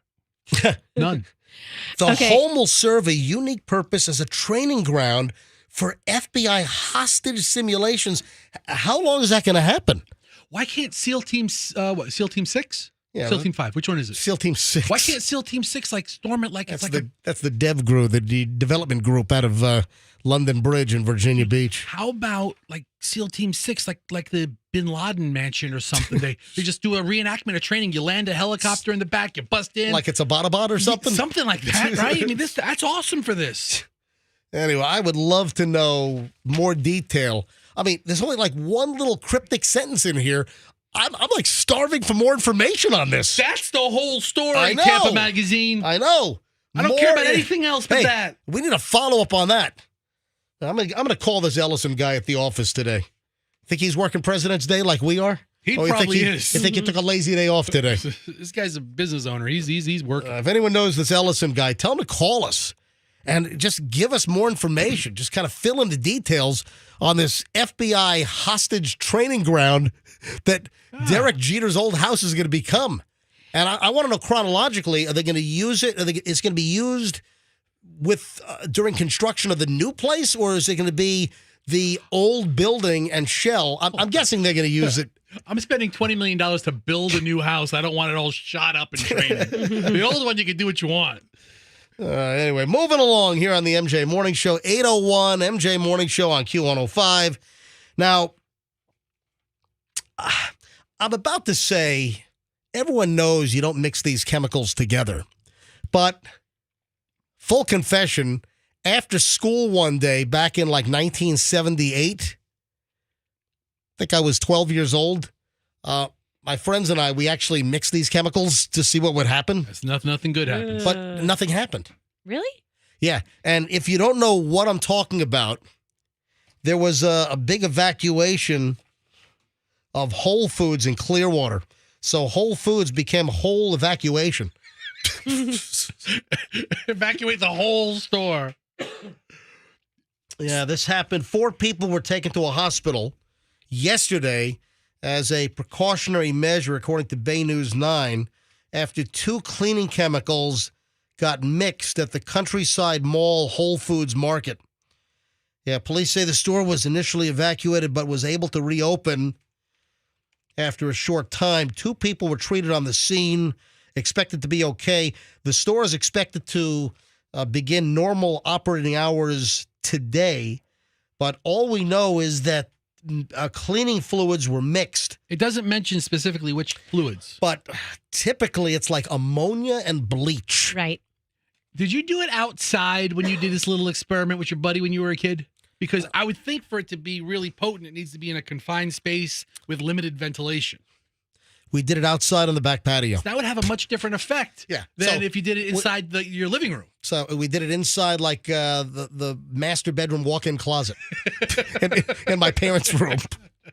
But listen, we were dumb kids, and we tried them. I remember I think we read something. I think it was in science class or something, and I think the science teacher. Oh, you never mix ammonia and bleach. So what's the first thing we do when we get home from school? We go. We were smart enough though, and I remember we used like a plastic Rubbermaid, like a mop bucket. Yeah, and got a whole thing of Clorox and a whole thing of ammonia, and we're just pouring the stuff together.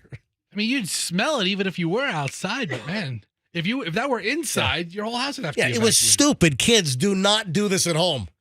Do not simulate the evacuation of Whole Foods at Countryside Mall. Do not simulate this. We were dumbasses for doing it. But that's all the information that we have is that mixing of 2 cleaning chemicals, but it sounds like it was probably bleach and ammonia. Well, you know what else is a good point with that? Isn't there ammonia in pee, right? Yes. So you want to be careful that you don't ever clean up a pee mess from a kid or an animal with bleach, right? Wow. I guess I never thought of that. Well, I think it's more of the concentrated full ammonia versus just a small amount of ammonia in urine. Oh, not Roxanne. She's straight ammonia. She's straight Roxanne, ammonia. You pee straight ammonia? Straight away. What percent of pee is ammonia? What percent of Roxanne's pee is ammonia? 2 different answers on Google, by the way. What's the answer? What are those? What are the answers? What's the answer to the first one? I'll tell you what. Seriously, what percentage of ammonia is in pee? Primary compounds. Human urine consists primarily of water. Yes, of course. 91 to 96%. And what percentage ammonia? So ammonia is way down the bottom of the list. So it's with less than 4%, but it's like chloride, magnesium, potassium. So the bottom line is, yes, there is ammonia in pee, but I don't think you can just pee in a bottle and use that as your cleaning fluid. All right. Nor can you, but and likewise, don't pee on the floors and then grab a mop and say, "Yep, I'm cleaning up the floor with my own homemade ammonia pee." Don't. That's my home brew. Okay, what gives urine its smell then? Right? What is that distinct smell? Well, if it's 96% if you have asparagus, water, then that's a whole different story. Not everybody can smell that. Did you know that? What? Not everybody can smell asparagus pee. It's a gene. Okay. I test my family on it. They get so mad. What, you eat asparagus for dinner? and then you make them smell your pee? What is wrong with you? Hey, smell my pee. Because I want to see whose gene was passed on, because I don't think Doug can smell it. I can smell it. This is really a crazy morning show. This is absolutely nuts. All right, now I got to play this audio. Yes. Now, what I've been able to surmise is this happened up in Massachusetts. I don't know exactly where it happened in Massachusetts, but it happened up in Mass. And apparently, this was a gig driver. It's like an Uber Eats driver or a DoorDash driver that freaks out because she got into a fender bender while delivering the food. This is crazy. The woman has an absolute meltdown. And you've got to hear what transpired. So apparently the woman was at a red light and was behind another car. The light turned green, and I guess the woman that was doing the Uber Eats or the DoorDash food delivery, she was just looking at the light, and the light turns green, and she hits the gas. But she didn't make sure that the car in front of her had started to go and that there was ample clearance to then proceed. I've done so she rams into the car in front of her. Yeah. So you've done that as well? I was at a daze at a stoplight, just kind of like, zoned out, and I saw the car next to me start moving. So I started moving, and I hit the car in front of me. Yeah, people do that. I know that's how. I've never done that, but I know that I have taken my foot off the brake, and I never hit anything. But I'm looking at the light, turns green. You're like, up, green, go. And you got to make sure that the car in front of you, the traffic in front of you, progresses. So this woman didn't do that, and apparently rear-ended the car in front of her, and it kind of crumples up her bumper, and her hood is crumpled up a little bit. It's not a major accident. It looks like it's a 5 to 7 mile an hour crash. It's nothing major, but it's probably going to be a couple of grand to fix her car. But the woman just freaks out, and the video and audio were captured on this Massachusetts Police Department's Axon body cams. And somehow this was requested as, public information, and the video was released. It happened last fall. And I guess the video was just released in the last week or so. But the driver is going nuts. Listen to this. And in front of my car is f***ed. My life is over! My car is effed. My life is over! She's just, and it gets worse from here. And in front of my car is f***ed. My life is over! All right, she's got a little fender bender going on. I don't know if that constitutes your life being over. And in front of my car is f***ed. My life is over! All right, then it progresses even more. Then she continues to go nuts. Officer, I have to go! You can't leave yet. All right, so she's like, officer, I've got to go. I got a food delivery. I've got to go. And you can hear the cop says, you can't leave yet. Officer, I have to go! You can't leave yet. Don't leave. I'm in the middle of an order! I have food in my car! I have food in my car! I have food in my car. Poor woman. I feel bad for her. This lady's having like a psychotic meltdown episode. Wait, then there's an eyewitness that approaches the cops. From what I gathered is she rear-ended him because he was sitting at a light that was green, and then she... So from what she surmised that she rear-ended him because they were sitting at a light that turned green and she went too quickly. So she caused the accident. That was the eyewitness. Then the delivery driver, the lady with the meltdown whose life is over, she then apparently is on the phone. You could see her pacing back and forth on the sidewalk. So she's pacing back and forth. She's got I guess she's got a phone a friend going on. Right. She's got a friend is on the phone. Now these cops they're pinning me to a corner. All right, so she's saying to her friend on the phone, oh my God, they're pinning me to a corner. They are not. Hey, Andrew, do me a favor. Could you please put the video link? Folks, you got to see the video. I have to see this. Yeah, you got to see the video link. Go to, Andrew will have it up in a few minutes on mjmorningshow.com. So give us a few minutes. mjmorningshow.com. And you'll click on the link that says as heard on the MJ Morning Show. So it'll be near the top of the page, mjmorningshow.com, as heard on the MJ Morning Show. We'll have the link up in about 5 minutes or so. Andrew will put it up. So now she's on the phone with a friend. Let's listen to the rest of this. Now these cops they're pinning me to a corner. Yeah, we're trying to gather information so we can get you out of here. Please get here, please. The cops are trying to arrest me. Kayla, we're not here to arrest you. Oh my God. I feel bad have her. She's having a mental episode. The cops are like totally professional. The cops are trying to de-escalate the situation. The cops couldn't be any nicer. And they're recognizing that this DoorDash or Uber Eats driver, that this young woman is having this mental meltdown, and they're trying to ease the situation, and she's telling her friend, they're pinning me to the corner. They're like, no, we're just... we gotta fill out a report. I got paperwork to do. Then here's the final soundbite here. And then she starts screaming about she can't fix this. You just go to a body shop. They can fix it, lady. Here, listen. I can't fix this! I can't fix this! Oh my God! Oh my God! Do you have insurance? I'm not giving you anything. All right, well, we'll just give her a citation for no proof of insurance. Okay, give me a That's fine. citation. I don't care. That's fine. What am I getting a citation for? I already explained it to you. I'm not going to sit here and debate with you. Good for the cop. He's not here to take it to court, lady. Here you go. Here's your ticket. God, what kind of a psychotic meltdown. I can't fix this! I can't fix this! I can't fix this! I can't fix this! Oh my God! Oh my God! I'm in front of my car is f***ed. My life is over! It's very dramatic. You got a little crumpled hood on your car. Your life is not over. Is there a way on the DoorDash driver app to communicate with the customer that you've been in an accident or there's a major delay? Yeah, your fries just flew out of the bag. They're all over the front mat on my passenger side carpet. Is it a problem? There might be some lint and stuff in your fries because I had to pick all your fries up off the floor. I'd say some chunks of mud. Some mud. Stuff with your fries. Dirt. Oh, man. Well, listen, the order to the customer was obviously delayed, and I'm sure it got there just freaking ice cold, right? Yeah.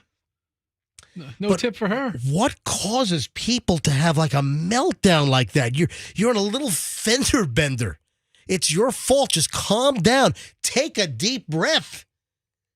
Instead, she's just flipping out. Her life is over, MJ. My life is over. All over a fender bender. Insane. Okay. Just calm down, lady. Okay. Yes. You'll get the car fixed. Your life is not over. Okay. Okay. All right. Just calm the hell down. You think we can go to phones and ask people in like little mishaps or situations, have you ever seen a meltdown of like massive proportions like this? Oh, I'm You sure. think is that asking too much? Do you know how many people have been pulled over and before the officer even gets to the car, they're in complete tears and they're freaking out and the anxiety is so high? It's an anxiety nervous breakdown. You know what? I'll give it a shot. Have you ever seen, hey, maybe it's someone at work, maybe it's someone you know. Roxanne had to leave for an appointment, but I think she's told us stories about her little kids having meltdowns. I mean, that's a little kid. Yeah. This is a grown woman. Anybody want to share any adult meltdowns that you've ever witnessed? I have no idea what kind of calls we'll get on this. Over a relatively minor thing. Based on what we just played with this food delivery driver in a little bit of a rear-ender fender bender going absolutely ballistic, with that as sort of an example, have you ever witnessed an adult, hey, maybe you're a police officer. Yeah. If you are a cop, if you want to remain anonymous and not use your name or use the agency in which you're a law enforcement officer, or maybe it's at work, maybe it's a relative, a family member, a friend, have you ever witnessed somebody go into an absolute nuclear meltdown where you thought they were going to explode? Have you ever witnessed anything? And again, I have no idea what kind of calls this will generate. But if you've ever witnessed something, give us the story. Or if you're law enforcement and you've pulled someone over and they went into absolute hysterics. 800-990-1047. Fire up the phones. I have no idea what this is going to generate. I see lines are ringing. So let's see what we can actually drum up here. 800-990-1047. That's how you get in. Let's go to the meltdown phones right now. 800-990-1047. Has your wife ever called you crying over something that it's not a big deal. It's a big deal at the moment, but in the grand scheme of life, it's not a big deal. And the first thing is like, calm down, relax, hold on, get a hold of yourself, relax, calm down. It's a good question. Nothing I can really think of. Nothing I can really put my finger on. But that's the kind of... Nothing that made a major impression that, it's ingrained in my psyche. Every line is ringing. Every line is ringing. Let's grab, can I grab Mel first? All right, Mel's in Zephyr Hills. Mel, you're on the MJ Morning Show on Q105. Hi, Mel. Morning. Hey, Mel, go ahead.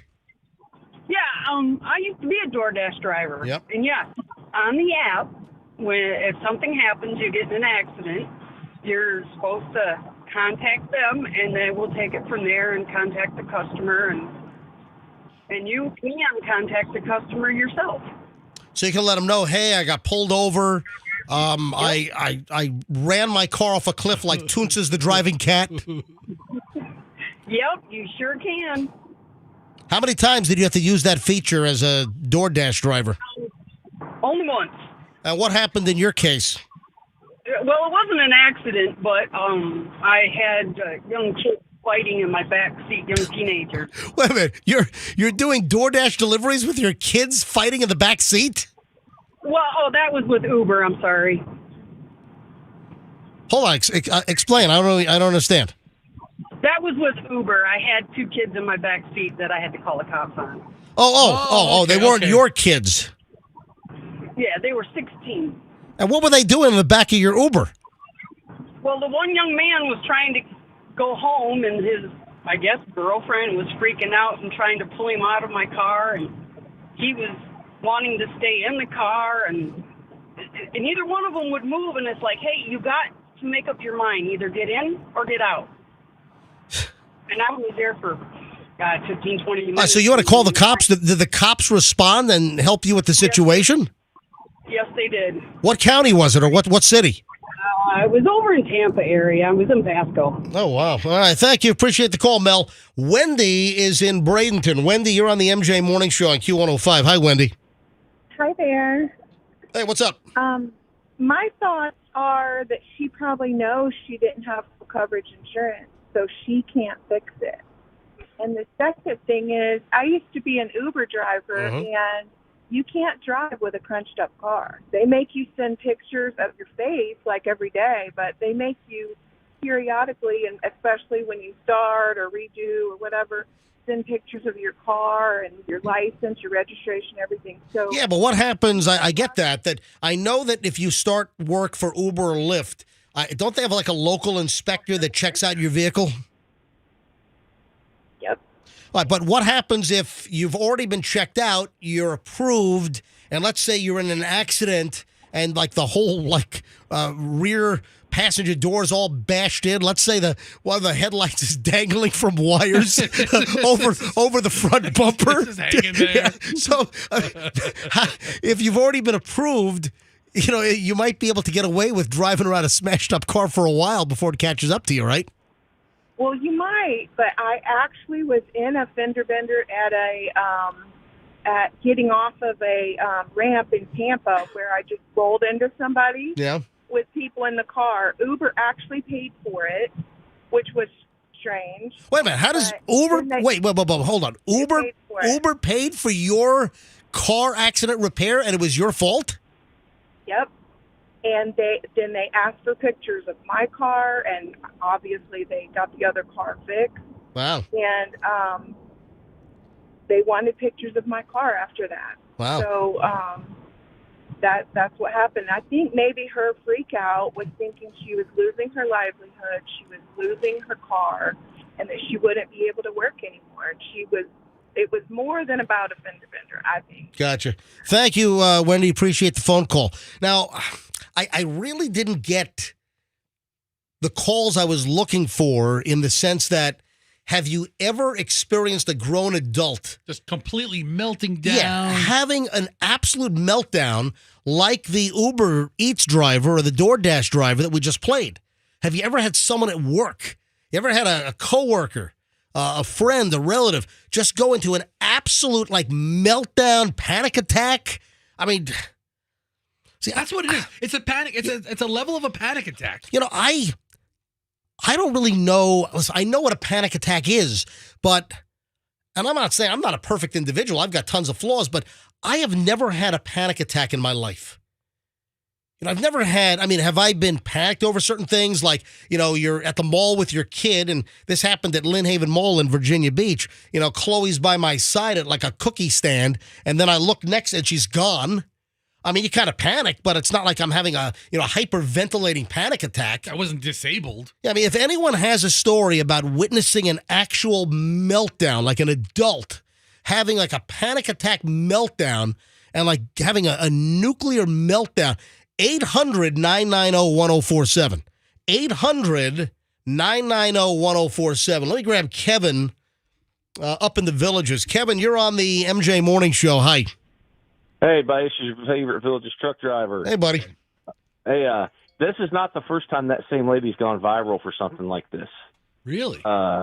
Yeah, she got in an argument with her boyfriend. It might have been like a few months to a year ago. Wait a minute. Who's posting? Who's getting these videos and posting it? Is she doing it herself for hits? I don't know if I should say. It's a YouTuber guy. I don't know if you want me to say his name. I gave his name to Andrew. Andrew's looking at the video and trying to get it together for you to put it on air. But it's a guy named Leon Lush, and he gets these videos of these people tripping out. And this is the second time this lady's done it.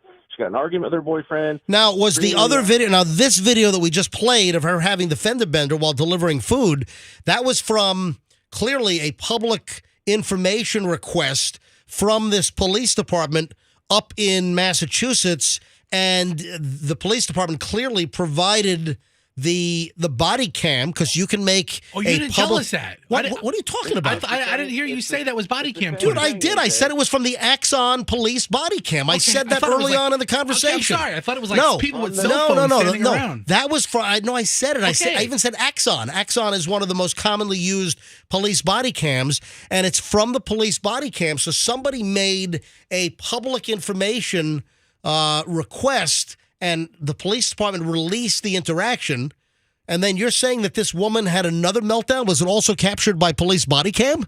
Yeah, it's all on police body cam. She's screaming and yelling the same way that she had to go, and this and that and the other. And it got so bad, like her boyfriend freaked out. He came out like to defend her, didn't realize what was going on. He got tased. Oh my God.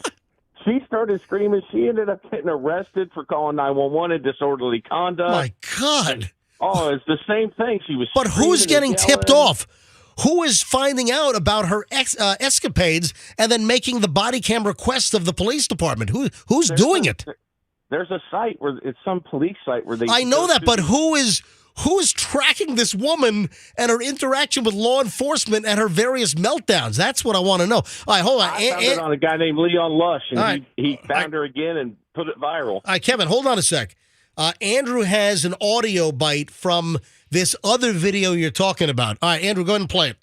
I have to go to work. I have to go to work. I'm not talking to you. I'm not speaking to you. I have to go to work. Why won't you talk? I have to go to work. You guys are going to cause me to lose my job. Please let me go to work. There's no one inside. Please let me go home. Please. I have to go to work. I have to go to work, sir. So this is the same lady? Yeah, apparently so. Wow. Melting down in front of cops again. But who is aware of her police interactions and meltdowns that they're getting a hold of the body cam footage from the police agencies? It's another mystery, folks. It's like the FBI hostage training at Derek Jeter's old house. It's a big mystery. They should have this lady be the hostage. Exactly. Anyway, hey, Kevin, thanks for the information, buddy. No problem. Thought you'd enjoy it. Have a great day. What time? 8:25? I got time for more calls here. Spencer is in Pasco County. Spencer, you're on the MJ Morning Show on Q105. Hi, Spence. I guess I got to pick it up again. It didn't select. Hi, Spencer, you're up. Go ahead. Can you hear me? Yeah, I got you. Loud and clear. Go ahead. All right, yeah, I got a story. It's about my 3 aunts. Or actually, there's 4 of them. My mother was one of them. She was 93 years old, but they would always panic about everything and over-exaggerate every single thing. An example, one small one is I was taking my son to a soccer game, and I threw his jacket to him, and my aunts were walking with my mother, and they just got into this big thing right by the bleachers, telling me I was abusing my son. I hit him with the jacket. And they started having meltdowns right there, and they start crying as we're walking in. And my son starts freaking out. And I'm looking at my son going, this is just what they normally do. So the whole family is like unstable? Oh, totally. I mean, everybody freaks out. I mean, does it come to a point where you don't even want to be near them or associate with them? Yes, that's exactly what happened. Who's laughing in the background? My daughter. How old's your daughter? She's about to be 14. Has she witnessed any of these meltdowns? Yeah. Oh, so what's your name? My name's Chrysalis. What does it say louder? Chrysalis. Chrysalis. Oh, Sicily? Chrysalis. Oh, K-R-I-S-A. I got Chrysalis. I got it. Anyway, hey, Spencer, thanks for the call, and thanks for listening, Chrysalis. Yeah, I just wanted to add in, you guys might want to debate whether women are the ones doing the majority of these freak outs. You know what? I bet you it's pretty even. I mean, the right person. I don't know. He's got 4 aunts and a mother that are all melting down. Thank you, Spencer. Anonymous is in St. Pete. Anonymous, you're on the MJ Morning Show. Hi. Good morning, MJ. How you? Doing well. What's the story? Listen, I had a neighbor when I was living up north, was passing a kidney stone. I don't know why his wife couldn't take him, but my father and I ended up taking him to one hospital. We get there, I run in. Was this like on Long Island or something? No, it's a little north of, about 20 miles north of the bridge. Okay. So we run in, I get a wheelchair for him, and I was like 12, 13 years old. Come out and he's yelling at me, yelling at my father, yelling at the orderly. How long? How long? They said, we don't know, maybe an hour. Get me out of here. We had to drive him to another hospital. Oh, my God. Yeah, it's like when I was having my kidney episodes. I had one in 2019, and I had at Mount Sinai or whatever it was, in Manhattan up at 100th Street on the east side, man.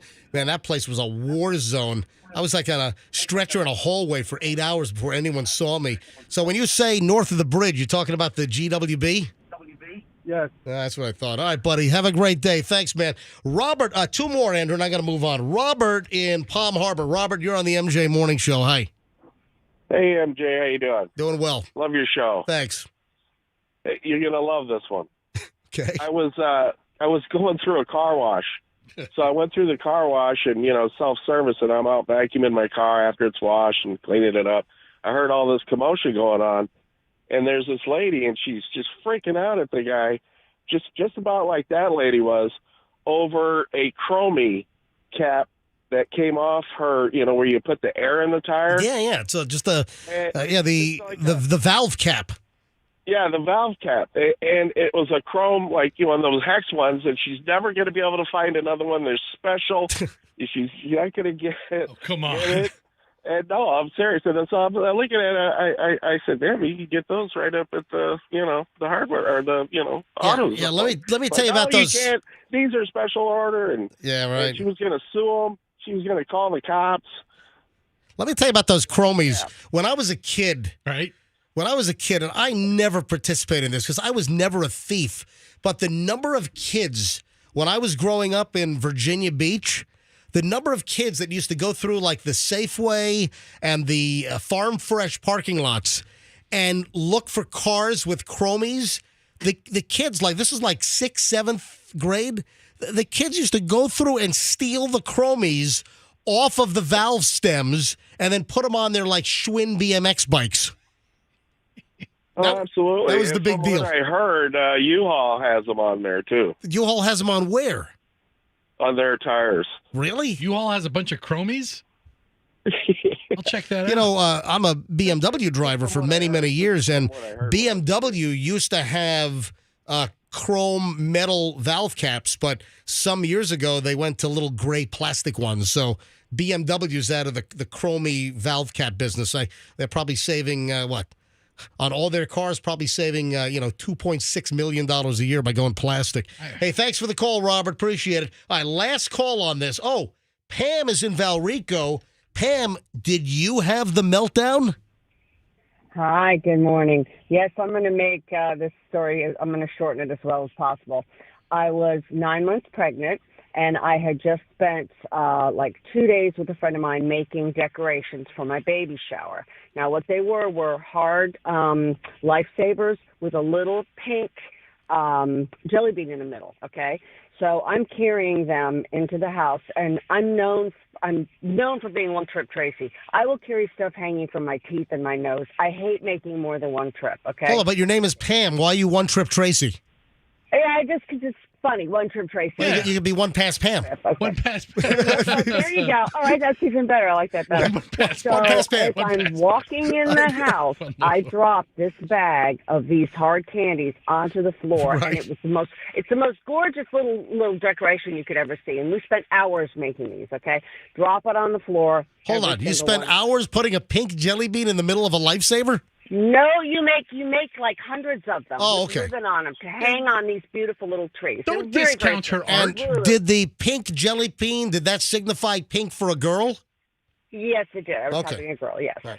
And so I drop them, and I go in and sit on my kitchen floor, and I have a complete meltdown. I am screaming, squalling. You can't even. How far is the baby away from being born? Oh, I'm 9 months. My hormones were out. Yeah, so I was going to say the hormones were like raging. They were raging, and I was mad at myself because I can't make more than one trip. Well, I was so mad at myself. So my poor husband, I call him. He can't even understand. He comes rushing home. Right. First thing he gives me is a giant glass of wine. He's like, please, because I my blood pressure. I was going to have a baby like right then and there on the kitchen floor amongst all this candy. Okay, so he gives Yeah, me nothing like some placenta all mixed up with the candies. Hey, oh yeah, or wine. And so he sat there with me for hours, and we superglued. He found every single piece, and we superglued every single one of these together. Oh, he sounds like a delightful husband. Are you guys still together? He is. Oh yeah, with like 33 years. Oh, that's 33 awesome. Years. But let me tell you, first of all, chronic panic attacks and anxiety attacks are real. This one was a little bit put on by the pregnancy. But let me tell you, I've seen people have meltdown, and it can happen. I've talked people off of ledges before as they were driving, having panic attacks. You mean actual ledges, like the side of a 24-story building? Pretty much, yeah. They were ready to jump out of their car. Some of my girlfriends. Hold on, jump out of the car like at highway speed? Oh yeah. They're not fun. Panic attacks, when you have one and you don't know what your trigger is, all of a sudden you're fine and you just your heart starts beating, you start sweating. It's the most awful. Your blood pressure is through the roof. They're real. And yeah. Well, listen, I'm not doubting that they're not real. It's just I've never experienced that kind of a panic attack in my life. Oh, you'll have it over stupid stuff. Are you kidding? I broke Binky candy, and I was on the floor. You should see me rolling around. I'm sure if there was video out there, I would be dying. But anyway, it was big. But yeah. Pam, thanks for the call. Have a great day. Appreciate it. If you haven't figured out yet, the MJ Morning Show, we are live today on President's Day. Happy President's Day, everybody. We didn't take today off. No. Yeah. Either did Hillsborough County Public Schools. They're in session today as well. Now, I also saw over the weekend that today is going to be a very important date for the Buccaneers. Did you see this? It is. Why? Is it like the last day to sign somebody? No, for keeping folks. Let's see, I got this from CBS Sports, and I saw this over the weekend. Why Monday is an important date for Buccaneers as it relates to keeping Mike Evans and other standouts. This upcoming Monday wouldn't be considered an important date on most NFL calendars, but one Buccaneer place has had February 19th circled for some time. The Tampa Bay Buccaneers could save around $11 million against the 2024 salary cap if they can somehow agree to contract extensions with quarterback Baker Mayfield, wide receiver Mike Evans, and safety Antoine Winfield Jr. by this afternoon. Here's why. Each of those key players have void years in their contracts to help with previous cap situations, while all are, in reality, pending free agents. Their future fake years automatically void February 19th. That means that money that was pushed out into future years would come due against the 2024 salary cap. But if deals can be reached before this afternoon, that money can be saved against the upcoming season salary cap and pushed out into future years. Interesting. Huh. I mean, that'd be a lot of news out of One Buck Place if they signed all three of those guys today. So today, Baker Mayfield, Mike Evans, and Antoine Winfield Jr., all three of them, there could be news today. And will there be any motion? Any announcements as far as them staying and this fulfilling whatever salary cap requirements exist? Interesting. So heads up on any news later today out of One Buck Place. The Glazers know that if they want to consult me on any contract negotiations, I'm always available to the family. So just know that, guys. I'm here. Yep.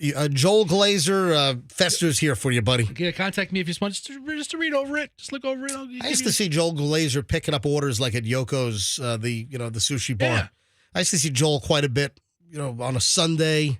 I'd be walking in, taking the kids for sushi. Because I started Chloe and Julian. I started them on sushi at Yoko's in South Tampa when they were 2 years old, because that's like the unwritten rule that the Japanese in Japan, that because of the immune system and eating raw fish, that you wait until about 2 years old to get your kids started on raw fish. Oh, you don't give raw fish to a 1-year-old in Japan? Is that what you're saying? Hey, you're not supposed to give like honey.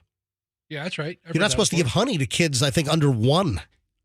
Kids should be like at least at 1 year old in order to give them actual natural raw honey. So I just remember I started my kids on sushi at 2 years old. And they're both sushi, freaks. They love sushi. And I used to alternate. Like one Sunday I would bring Julian in.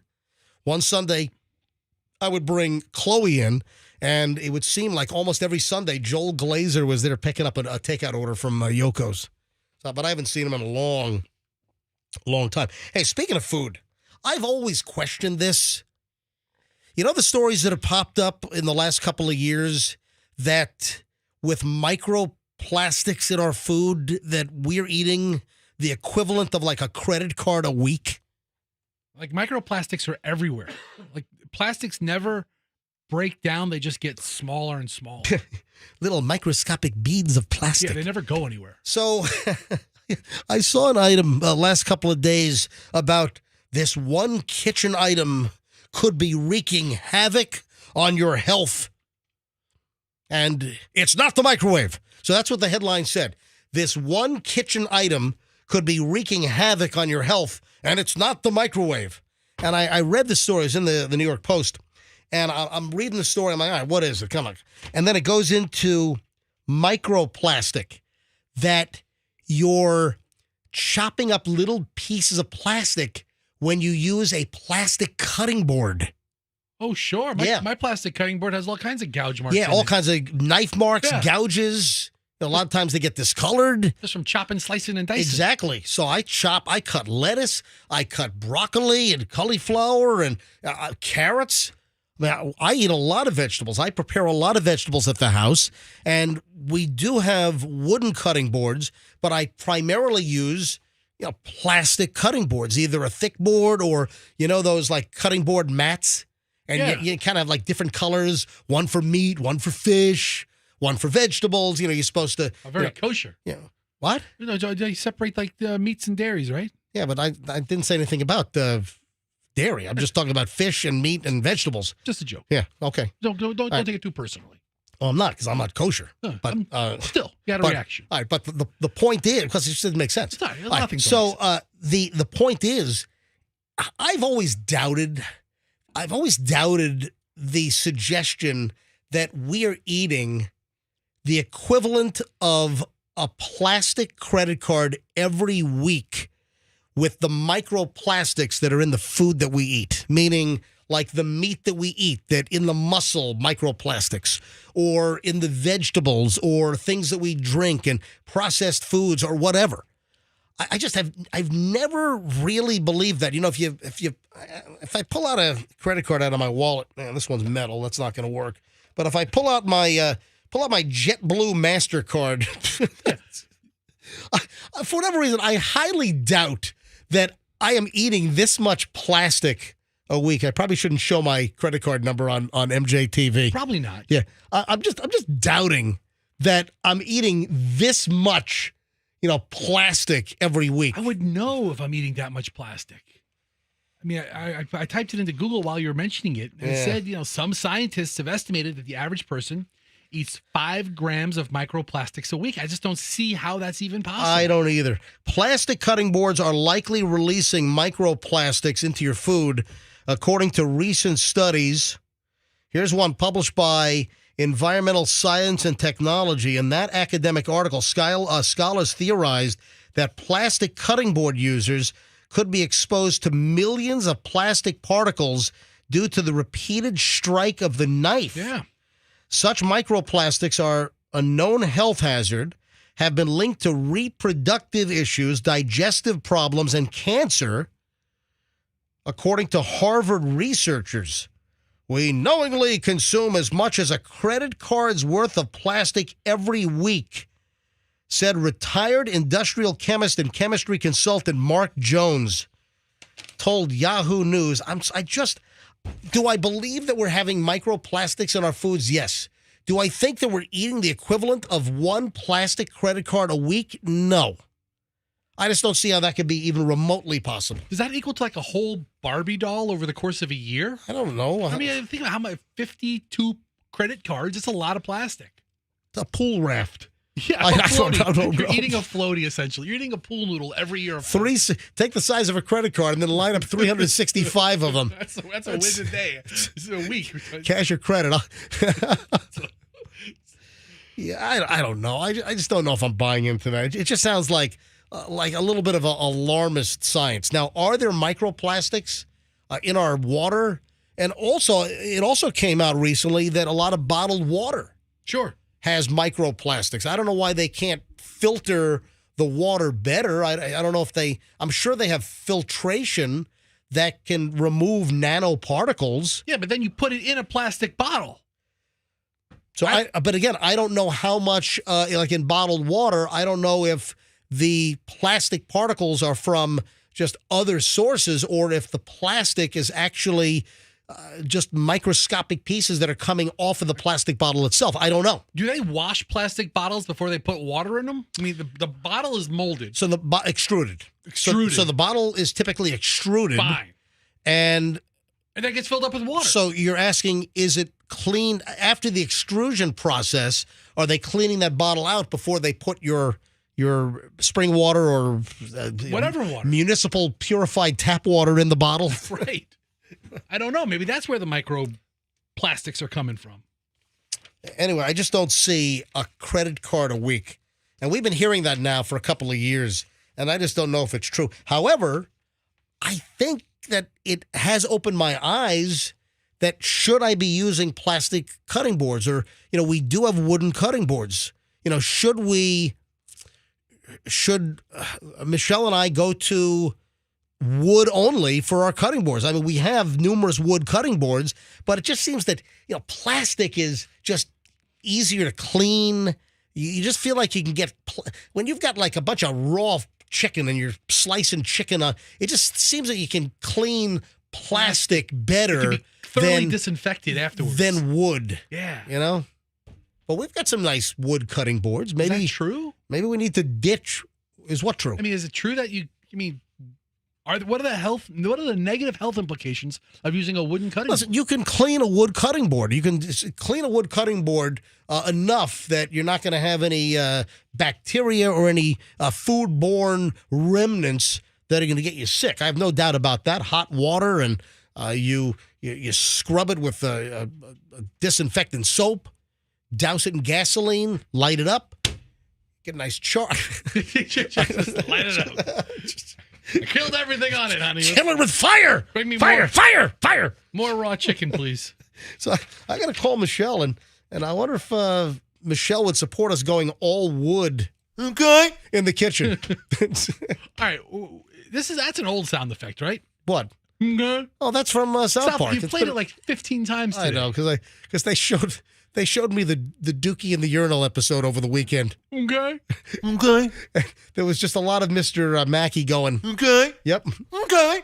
Okay. So I was just laughing. And we've always on the show, we've done it ourselves. We've always gone, okay. Okay. I mean, for years, I've just done a little, okay. But I've never pulled the actual sound effect from South Park of Mr. Mackey going, Okay. So in that particular Dookie in the Urinal episode, Okay. Okay. there were a couple of good ones. So Okay. found it on YouTube. So that's why I have those. I'm glad you have a new toy. Have those handy. Is this true? Generation Z is bringing back the landline? No. Yeah, I saw this over the weekend that Generation Z is reviving an affinity for some older things and older technology. I know that Generation Z, I had read that there was a musical nostalgia and that Generation Z, that they were some of the larger consumers of like music from the 80s. Right. So there's a good portion of Generation Z that's kind of discovered a lot of 80s music, which, we play, 80s and 90s and more here on Q105. But among things that Gen Z is bringing back, this story alleges that they're bringing back landlines and that Generation Z is also becoming disproportionately more interested in flip phones versus smartphones. I can get down with that part. I loved my flip phone. I remember when my kids were growing up and we had a landline. We've always had a landline. We have never given up the landline, and I still have a landline at the house. And, when I call Michelle, and I can call her right now, when I call Michelle, excuse me, I'm trying to hold back a cough so I don't have to cough in your face, folks. So Just let it out. Let it out. We understand. Man. We're all human. It's okay. Get a cough. Yeah, Big deal. so I'm trying to just shake this little residual cough. So when I call Michelle, I love calling her on the landline because a landline is just crisper and clearer than a lot of cell phones. Sometimes you get a cell phone connection that is just crisp and clear, but a lot of times, you'll hear us take calls on the show and you get just crappy, phones that call in. So that's why, I maintain a landline at the house. But also, in the event of an emergency, you call from a landline, they absolutely know the address where you're calling from. And that's not always the case with cell phones. A lot of times, the ping came from the closest tower, not knowing your exact location. I know that there's been enhancements to improve that, and some of the cell companies, I believe, collect information, and I think triangulation has become better. But a landline is for sure. Every time you call from a landline, there's a specific physical address attached to it. Yes, absolutely. As soon as you call, they know exactly where it's coming from. Yeah.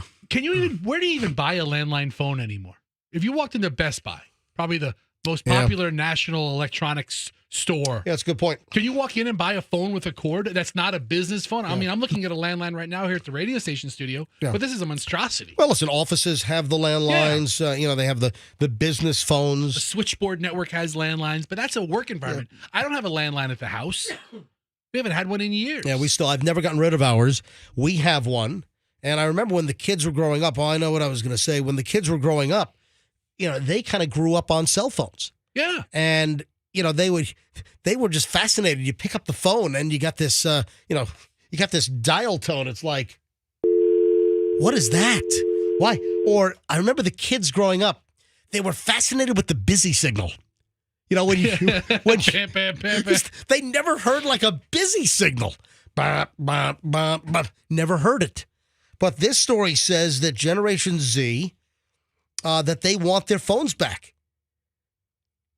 That there is an affection and there's a movement where Generation Z is interested in the older, in some cases more obsolete, landline technology. You call me when you're ready to bring back the rotary phone. That's old school. Yeah.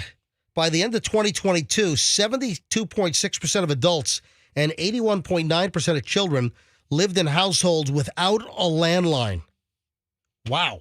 72.6% of adults and 81.9% of children lived in households without a landline. And if you look back at just 2006, just 15.8% of American households did not have a landline. So most of Generation Z grew up in a home without a landline. Never even had a landline for themselves.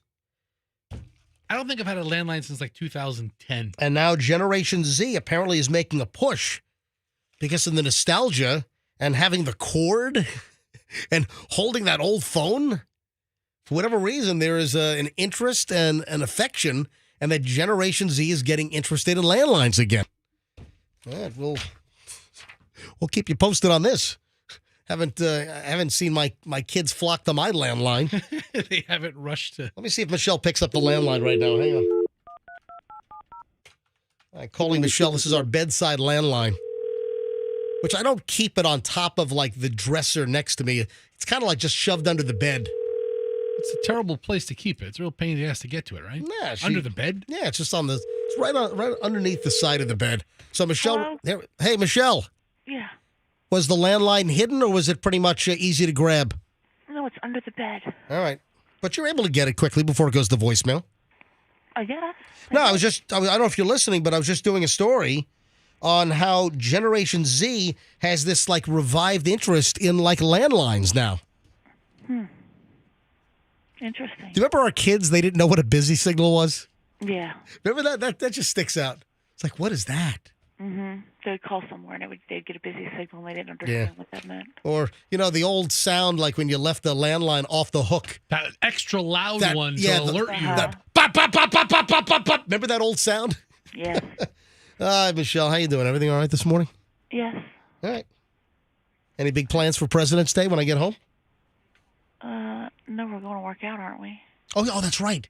Yeah, we got to work out. Oh, my gosh. Oh, that's right. We got to work out, right? What? You have a calendar. I know I have a calendar. Yeah, today's a workout day. Use it, buddy. Yeah, I'll see you at the gym right after the show. All right, bye. Bye-bye. All right. So there, Michelle picking up. You hear how crisp and clean that landline sounds? Oh, very crisp. I noticed. They're very, very, very clean. After you said it. All right, 8:54 at the MJ Morning Show brings to an end at least, well, it's even more than an hour and 20 minutes of nonstop MJ here on the MJ Morning Show on Q105. Ladies and gentlemen, the 9 o'clock hour is straight ahead, and we're back in minutes on the MJ. What do I have to? I want to just tease a couple of things. Compromises. I want to talk about people and compromises. Do you know how many compromises the average person makes every day? Probably 1,000. On my average, do I make an inordinate amount of compromises every day? Inordinate amount? I don't know about you, but normal people maybe it's also a little more. It's a crazy Powerball story, which I want to discuss. And got some Hollywood stuff. The Tesla Cybertruck owners are crying foul on something. What? Yeah, well, hang on. I'll get to that coming up in just a bit. We're loaded next, folks. Don't move. Back in minutes on the MJ Morning Show here on Q105. Stand by.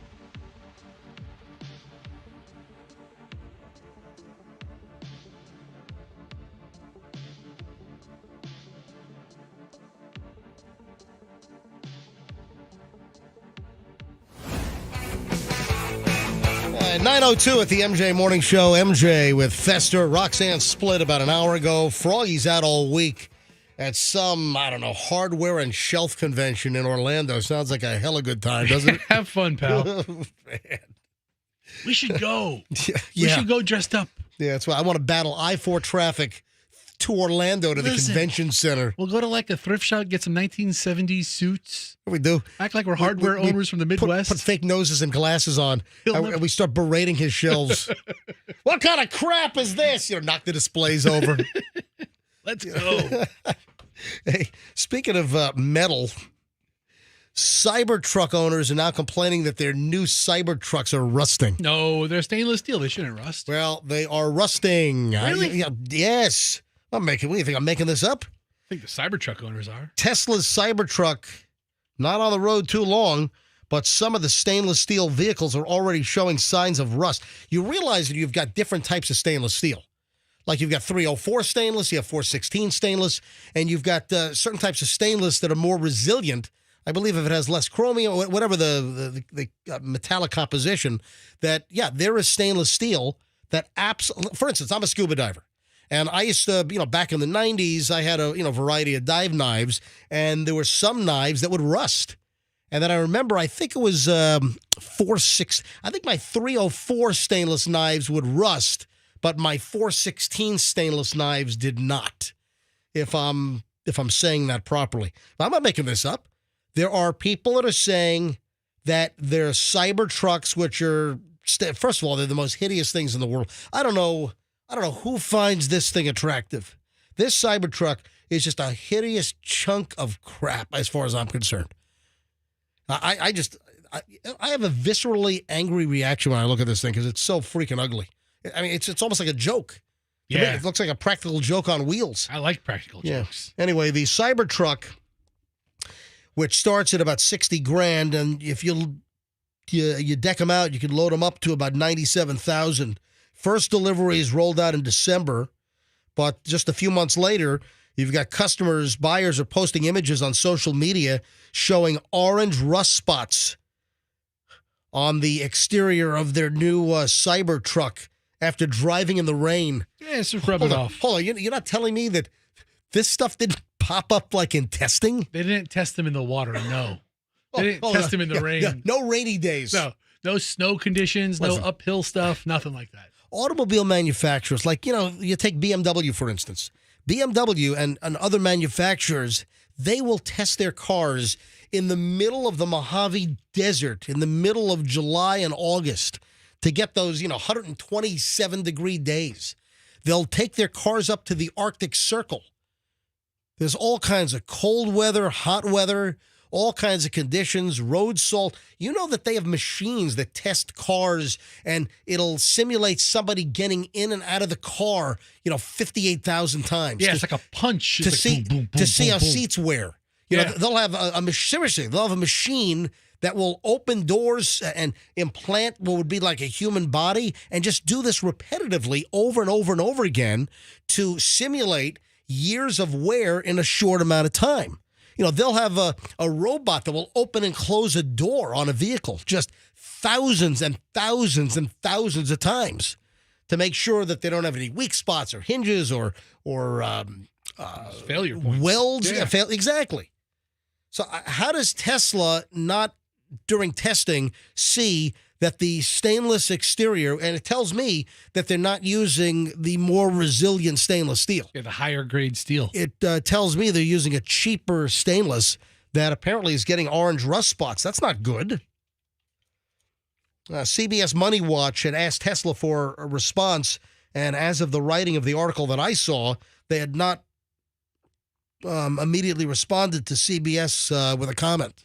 So all grades of stainless steel are resistant to corrosion, but grade 304. All right, so maybe I had it backwards. So 304 is... And then there's another one, 430. So I might have had it backwards. I said I thought that my 304 stainless knives rusted more than my 416. It might be the other way around. It might have been my 416 stainless dive knives rusted before my 304. Anyway, just so you know, not all stainless steel is created equally. And hello, Elon. Apparently that's the case with the Cybertruck. If we only had Elon here today, he could comment on it. Got to be honest. I don't know anyone that has the Cybertruck yet. Oh, you will. Oh, you will. Well, hang on. Some of your bougie uppity friends, they're waiting in line. Well, my close inner circle that I'm in contact with regularly, no one's got a Cybertruck. However, my extended friend base or people that I've known for years, I'm not discounting the fact that maybe some of those individuals that I know maybe have a Cybertruck or they're on the wait list for a Cybertruck. I'm just being honest here. If you've got a Cybertruck, I think you're a cyber schmuck. All right? Yeah. I just, first of all, I wouldn't buy a thing that Elon Musk makes. Oh, no, not true. What's not true? I would not buy a thing that Elon Musk makes. You, I would differ. Because actually, no, you just said it was not true in what I just said. Yeah. I'm saying that I will not own. Yeah, okay, so acknowledge that. You live in the past. Okay. Yeah, I want to buy stuff from an eccentric, maniacal billionaire who is all over the freaking road, and apparently his trucks are rusting. Yes, we don't consume products from eccentric people. All right. I have no problem with some eccentric people. Just right. I'm not. I don't believe in Elon Musk stuff. That's fine. He's got a pretty good track record, except for X. Yeah, he's destroyed Twitter with that X thing. Anyway, I don't know if any listeners have any Cybertrucks, but if we do, okay, if you call up, I won't call you a cyber schmuck for buying the Cybertruck.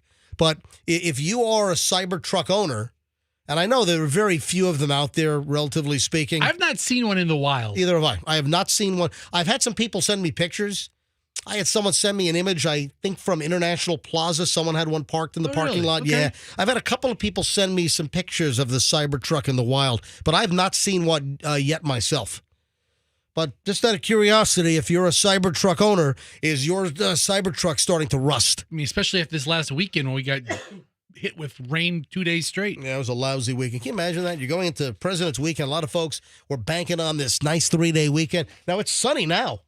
I'm looking out the Accu window right now, and it's, sunny skies. It's, blue out there. But, man, Saturday and Sunday, talk about a nasty, grisly, just janked up mess. It was terrible. You work all week. You're looking forward to a nice weekend, and just, Saturday and Sunday sucked. You work all week. Everybody's working for the weekend.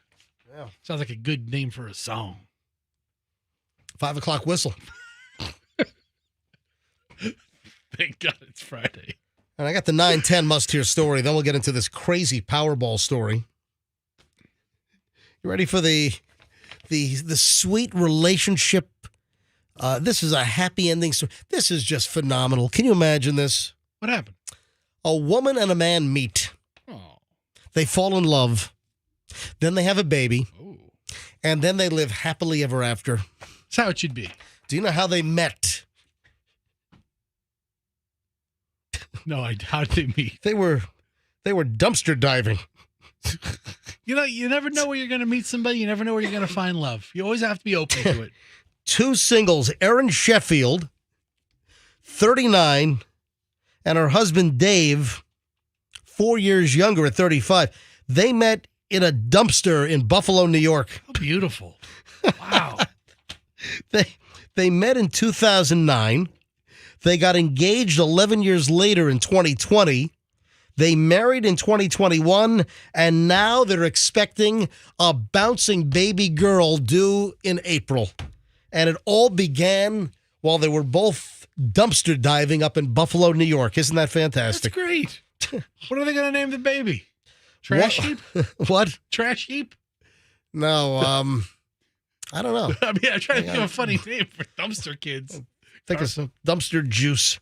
Anyway, so Erin went dumpster diving at the University of Buffalo, and that's where she spotted her future husband, who was also apparently dumpster diving. Hey, you've got a lot of people that do this. You've got a lot of dumpster divers that go behind stores, malls, big box stores looking for stuff that's, thrown out. So earlier in the show, we had the story about the Whole Foods in Clearwater having to be evacuated because of the chemicals. That's the Whole Foods that Coop went to back in the day and went dumpster diving and brought in all kinds of food after we had an article about how prevalent it is in the Bay Area. Yeah, Coop, when he was our producer, that's right. Yeah. He went to the Whole Foods. In Clearwater. And he brought back like a whole array, like he brought back meals for a week out of the dumpster at Whole Foods. Yeah. And just dumpster diving. That's a whole subculture of people that do that. So they met dumpster diving. She said, I saw him pop my head over the dumpster and said, hey, what you doing? He jumped out. They cleaned up. And then they spent the rest of the day dumpster diving together. And they started making out in the dumpster juice and just rolling around in it. How did they cater their wedding? It's like a scene from From Here to Eternity. Yeah. And they're instead of rolling on the beach, right, they're rolling in the like half inch of dumpster juice. Yeah, that's nice. In the bottom of that rusted dumpster. Love is grand. Nothing like that dumpster juice smell on a hot August afternoon. The funk. Behind a Denny's. It's called Denny's Dumpster Funk. Yeah. That's a thing. Denny's. In fact, I was going to suggest that's a great name for a band. Denny's Dumpster Funk. That is a good name for it. Yeah, here on the MJ Morning Show on Q105. Let's hear their latest song. All right, so she's kind of a good-looking dumpster diver. Oh, yeah. Yeah. I mean, there are pictures of them. Yeah, while dumpster diving, they found textbooks, they found calculators, office supplies, laundry detergent, and a lot of the stuff. People dumpster dive, they keep stuff for themselves, or they sell it. They sell it on Facebook Marketplace or at a flea market. I'm telling you, there are people that are dumpster diving at stores and malls and shopping centers, and they're walking away with hundreds, if not thousands, in many cases, a week. And then you have the old scam. You've got the employees that pilfer by chucking stuff in the dumpster. We've talked about that. One of the prevalent employee theft scams is employees throw stuff away. Well, throw stuff away in the dumpster behind their work. It's almost like they're taking boxes out. Oh, they're taking the boxes, they're taking the trash out. But what some employees will do, we're talking about the disgusting, vile thieves, they will take out boxes of merchandise or merchandise from a store. They'll throw it in the dumpster under the guise of they're just cleaning up the store and they're throwing stuff away. And then after they close, later that night, before the dumpster is picked up by, Waste Management or whomever, they'll go get the items that they stashed in the dumpster as if it was trash. And that happens quite a bit. And I've heard the stories of dumpster divers that get to some of these stores and they're like, oh my God, I can't believe what I just found. This is all new stuff in the box. Or this is new merchandise that's been thrown out. Yeah. And what happens, sometimes the dumpster divers, they get to the dumpsters before the seedy, shady, thieving employee gets there to retrieve the stuff they stashed behind the business in the dumpster. Did we figure out what the ruling is on that? Is that legal to go dumpster diving, or is it private property? Or? Well, I think technically, if you're on private property, if you're on a mall, they could trespass you if they want. Ask you to leave, sure. You know, mall security Paul Blart rolling around on his Segway or whatever. You know, probably tell you to leave. You don't see those Segways around anymore. No, you do. You'll see. I think I saw like a cop on one at like maybe the state fair last year. The dude that runs the gun show at the fairgrounds, he's on a Segway all day long. Yeah. At least last time I saw he was. So anyway, dumpster diving, folks. It's a love story. Husband and wife. Now they're expecting a baby, and it all started while dumpster diving. Isn't that nice? There is a Powerball story, and I'm trying to piece this story together. Listen to the headline. Powerball player John Cheeks denied $340 million lottery jackpot over a website mistake. I said, well, hang on, what's going on? Now he's suing. This guy is suing. A Powerball player claims that he was denied this life-changing jackpot, a $340 million win, despite his numbers matching the lottery's website last year, but the company says it was a mistake. Now he's suing Powerball and the D.C. lottery because he was playing the D.C. lottery and Powerball through D.C.'s lottery. And, of course, you've got the state lotteries, or in this case, the district's lottery that handle Powerball and Mega Millions as well as their own, pick threes, pick whatever it is. So now he's suing. John Cheeks bought a Powerball ticket a little over a year ago on January 6th, 2023. The jackpot was up to $340 million. Now, Cheeks told media that he purchased the ticket using his family's birth dates, but he missed the live drawing on January 7th. I'd never watched the drawing. Wasn't in a rush to check his numbers since the odds of winning Powerball are 1 in 292.2 million. He claimed he checked the D.C. Lottery's website the following day and saw his winning numbers, believing that he'd become this ultra-rich, lucky dude, beating all odds and winning $340 million. So he said, I just politely called a friend. I took a picture as he recommended that he should. Went to sleep. For 3 days, the D.C. Lottery website showed his ticket numbers according to the complaint. The numbers posted on the website, however, differed from those pulled during the live Powerball broadcast. Well, listen. If the lottery made a mistake and put the wrong numbers on their website, they weren't the actual numbers drawn. The actual numbers were the one that was on TV. Yeah, the actual numbers were televised, and they were the ping pong balls that were spit out by the blower machine. And the actual numbers drawn differed from what the D.C. Lottery put on their website. Dude. So he's trying to say, because the D.C. Lottery made a mistake. A clerical error? Yeah, a Scribner's error, whatever. Yeah. They made a mistake on their website. It doesn't matter. When push comes to shove, those weren't the winning numbers. So this guy thinks he's got a case. It's a crazy kind of convoluted story. He's got no case. So, but an attorney has taken the case. Oh, of course. On what grounds? So he tried to redeem the ticket at a licensed retailer on January 10th and discovered that none of his numbers matched to what was drawn live. And he claimed that when he went to the D.C. lottery office and the Gaming Prize Center to check with them, he was told that he was not a winner. But for 3 days, he thought he was a big winner. He's walking around like life is great. Probably went on a spending spree. He promised all these people what he'd do for them. Yeah. Hey, this ticket is no good. Just throw it in the trash. That's what the lottery outlet told him. This is not a winner. And I gave him a look. I said, in the trash can? Oh, yeah, throw it away. You're not going to get paid on anything. There's trash right over there. So trash right over there. Yeah. He since has placed the losing ticket in a safety deposit box. Oh. Cheeks attorney Richard Evans said his client was eventually informed by a lottery contractor that Teote Enterprises, a DC-based digital advertising agency that manages the DC Lottery's website, made a mistake, and they posted the wrong numbers. Okay. Well, but there is nothing that implies that if they post the wrong numbers and you happen to miraculously, against all odds, having the wrong numbers that they erroneously posted, it doesn't make you a winner. This guy doesn't win. The actual Powerball numbers drawn, actually right here in Florida, Powerball is drawn in Tallahassee at Florida Lottery headquarters. We do Powerball's drawing for the entire country and all the participating states. Just because the website for the District of Columbia posted the wrong numbers, you don't have a case. Oh, you posted those numbers, so that's false advertising. I should win. No. This is like the end of Willy Wonka. You lose. You get nothing. Good day, sir. You get nothing. Get out. But wait a minute. In Willy Wonka. The kid eventually got it. Well, because Willy Wonka was just testing them. Before the test. Right. You lose. Good day. Yeah.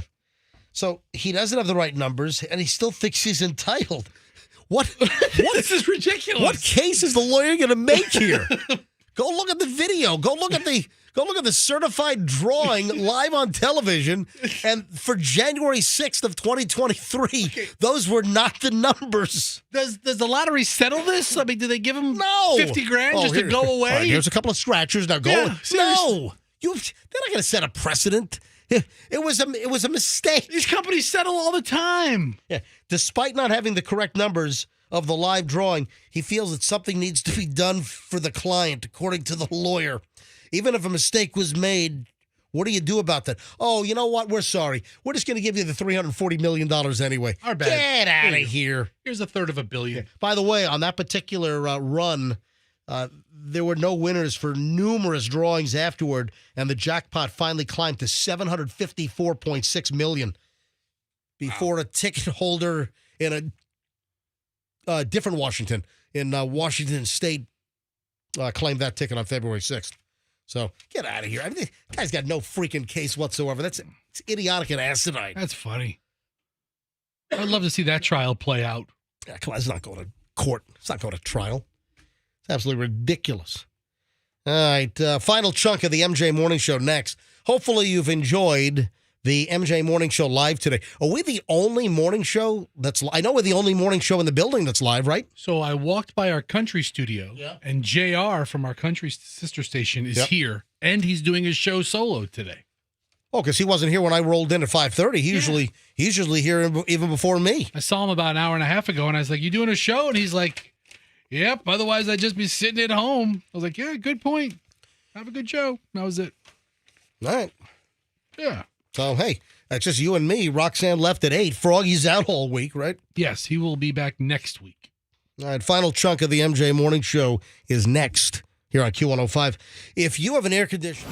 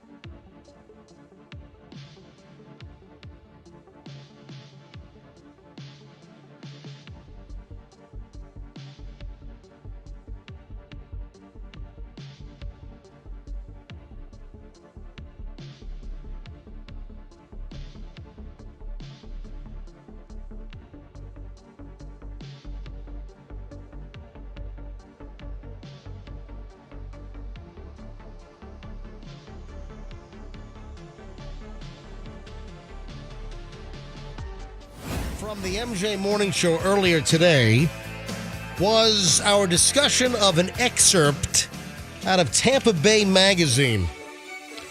And the fact that the FBI is going to do hostage simulations and exercises at the old Jeter home that's going to be knocked down shortly, and an all-new place is going to be built. All right, welcome back, MJ Morning Show on Q105. And yeah, I'm not just blurting out all kinds of just random erroneous crap. I'm not making this up. If you read the latest edition of Tampa Magazine, there is an excerpt, and they're talking about the house that Derek Jeter built. Sure. And that there's this builder, Casey Ellison, from Ellison Construction, and he's going to be in charge of the new owner's vision to build this new compound on Bahamas Circle. You know, you roll in on Davis Islands, you cruise past the hospital, you make a right at the fork, and then, you know, you take the first or second right turn, you pop in there, was it Danube or something? Then you roll around and you got the Bahamas Circle in there, and of course the Jeter residence, which got a lot of attention with Jeter there, and then of course Tom Brady and Gisele Bündchen there. And now we know that the place has been purchased for like 22, 23 million bucks, whatever it was, and that the new owner's knocking the damn thing down. But in the article about this Casey Ellison taking the project to build the new home, this new compound, in the article it says, lastly, the home will serve a unique purpose as a training ground for FBI hostage simulations and exercises.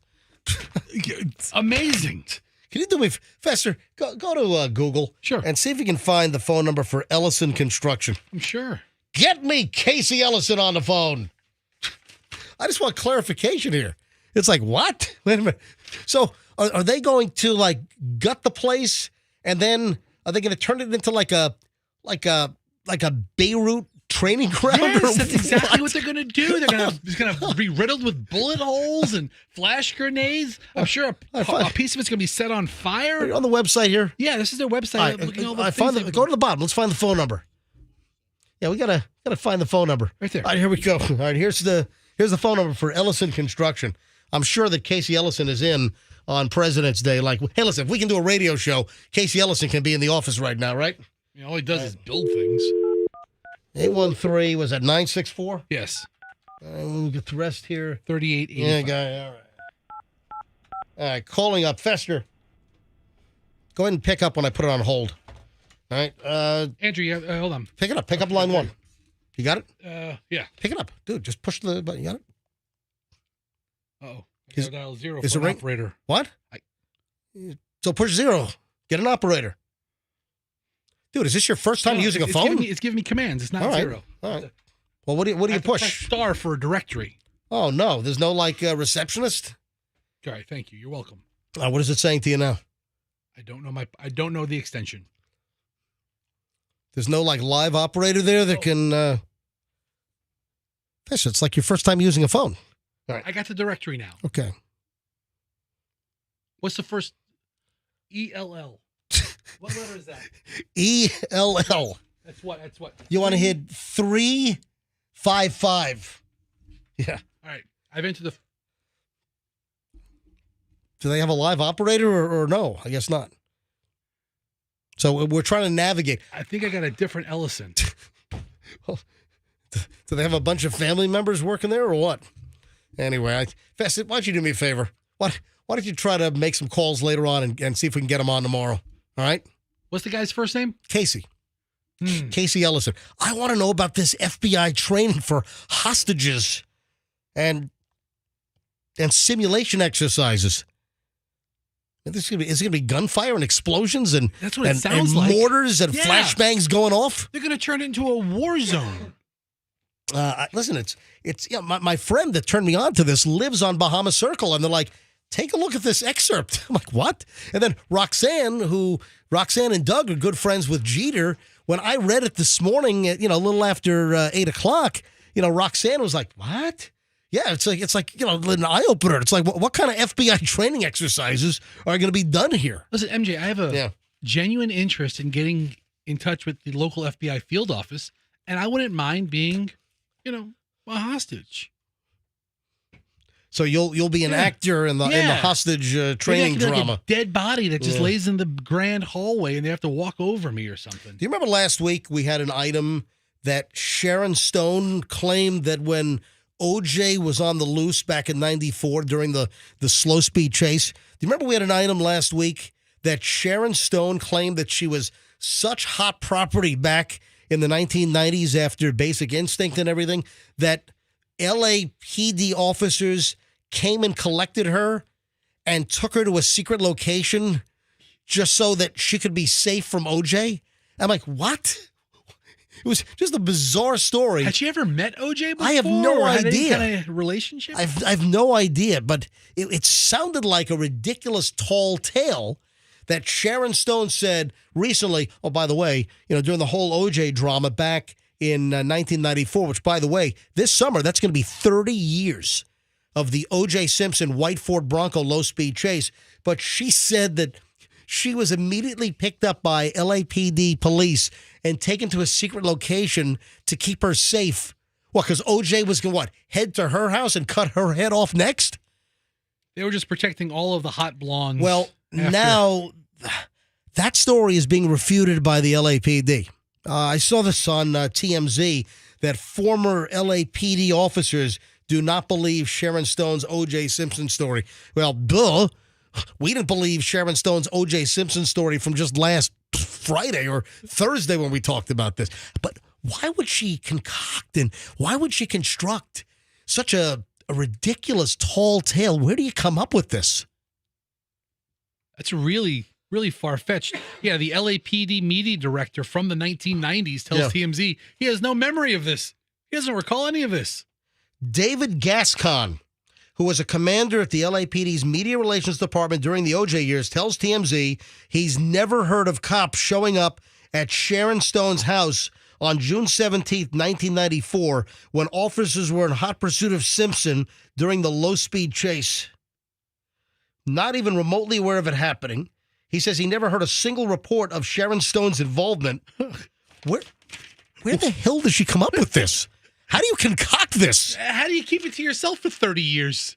In the last 3 decades, it never came up once, just through Hollywood lore? I mean, is Sharon Stone like that far out of the public eye that she's got to come up with crazy O.J. Simpson low-speed chase stories from 30 years ago? Well, she might.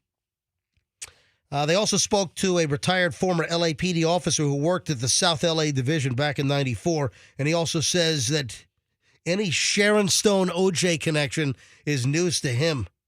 I just want to know the anatomy of making up this kind of crap. Did she get hit on the head? Does she believe this really happened? That's crazy. That's nuts. Just I'll tell you what, just sit down and cross your legs, okay? Just keep them crossed, please. Sit down and cross your legs. But they're saying that, hey, never happened. More Hollywood celebrity stuff. Did you see that Jimmy Kimmel is being sued by George Santos? George Santos. Oh, the disgraced Congress guy? Yeah, the Long Island congressman who is like a total fraud, just made everything up, built the campaign funds, paying for all kinds of personal and private. I mean, this guy's a mess. The George Santos guy is a proven pathological liar. And, of course, he was thrown out of Congress. Didn't go quietly, started screaming at him on the way out and cursing at him on the way out, et cetera, whatever. And, not to mention his seat. They had a special election last week, and his seat, which was a Republican seat, went to a Democrat. So, I mean, this guy really messed things up. Now, it's only going to be a short term, and that there has to be another election come this year, right? November, yeah. Yeah. So that was just a special election to fill the seat until the general in November. General election in November, which would install a new congressperson in that seat in January of 2025, with the presidential election coming up. So why is he suing Jimmy Kimmel? Because this George Santos guy is just a freaking mess. This guy is just a total disaster, total liar. I mean, just abhorrent. Even when you have all the Republicans, you have the Republican leadership that were demanding his resignation and get out of here, you lying sack of crap. So, I mean, when the politicians call you a liar, they wanted him. They wanted him out. And listen, the seat has gone to a Democrat now. Whether the Democrat wins again in November, that remains to be seen.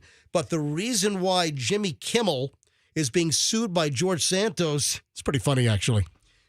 One of the money-making schemes that Santos came up with, because suddenly his little gravy train of money that he was pilfering to support his luxurious lifestyle has come to an end. One of the money-making ventures that he launched was doing those cameo videos. So this is great. This is actually very, very clever. This is great. So go ahead and pause that. We can play some of the audio. It's a 4-minute clip, so I'm trying to jockey through it. Just go to the beginning because it'll do the setup. So the Kimmel Show did a bit called Will Santos Say It? So they used like proxies that didn't appear to be related to the show. No. They just got individuals to contact George Santos, pay $500 for a customized cameo video with some of the most ridiculous requests to see if George Santos will actually say it. And he said a bunch of them. That's great. That's so funny. And now George Santos has filed a huge lawsuit against Jimmy Kimmel. In December, a little over a year after his victory, Santos was booted from the House of Representatives following fraud and other charges after a damning House Ethics Committee report. He spent campaign funds on OnlyFans, Botox, expensive items at Hermes. So now he's shilling his image on the personalized video app Cameo, where celebrities can sell, personalized videos. And he was selling them for $500 a pop. It seems a little steep for the disgraced congressman. And he made at least 14 videos for proxies for Jimmy Kimmel Live. Hey, man, $7,000. I roll this, would you please? All right, here we go. And of course, once you got to do this, you got to get these done because once you do the reveal, the shtick is over. Right. So they got a bunch of them in the can. Roll the video. Hit play. Then we have disgraced former Congressman George Santos, who has a new gig, making videos on Cameo for $400 a pop, which is a dilemma because on one hand, you hate to give money to a guy like George Santos, but on the other, pretty good chance he has your credit card information already. Whatever the case, I couldn't resist, so I sent George through Cameo a number of different ridiculous requests. Like you could tell him what you want him to say. I'll be parceling these out over the next week. I didn't say they were from me. I just wrote them and sent them to find out, will Santos say it? Okay, so...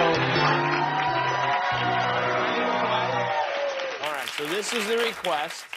The request was, George, please congratulate my friend Gary Fortuna for winning the Clearwater, Florida beef eating contest. He ate almost 6 pounds of loose ground beef in under 30 minutes, which was a new record. Not feeling great right now. Doctor thinks he'll be released from the hospital soon. Please wish him a speedy recovery. All right. Will Santos say it? Let's find out. Hey, Gary Fortuna. George Santos here. I just wanted to stop by to congratulate you for winning the Clearwater, Florida beef eating contest. Eating 6 pounds of loose ground beef in under 30 minutes is a all-time new record, which is amazing and impressive. Congratulations for the win. I know you're feeling a little under the weather, but I hear from a great source that the doctor said that you'll be released from the hospital soon and recover well. Look, have a speedy recovery and then enjoy the festivities of the end of the year. Bye. Oh, my God. Pretty good. He did it. 5 stars. You want to try? There's no Clearwater, Florida beef eating contest. If there would, I know about it. Here's another one. Successful cloning of her beloved schnauzer, Adolf. I know.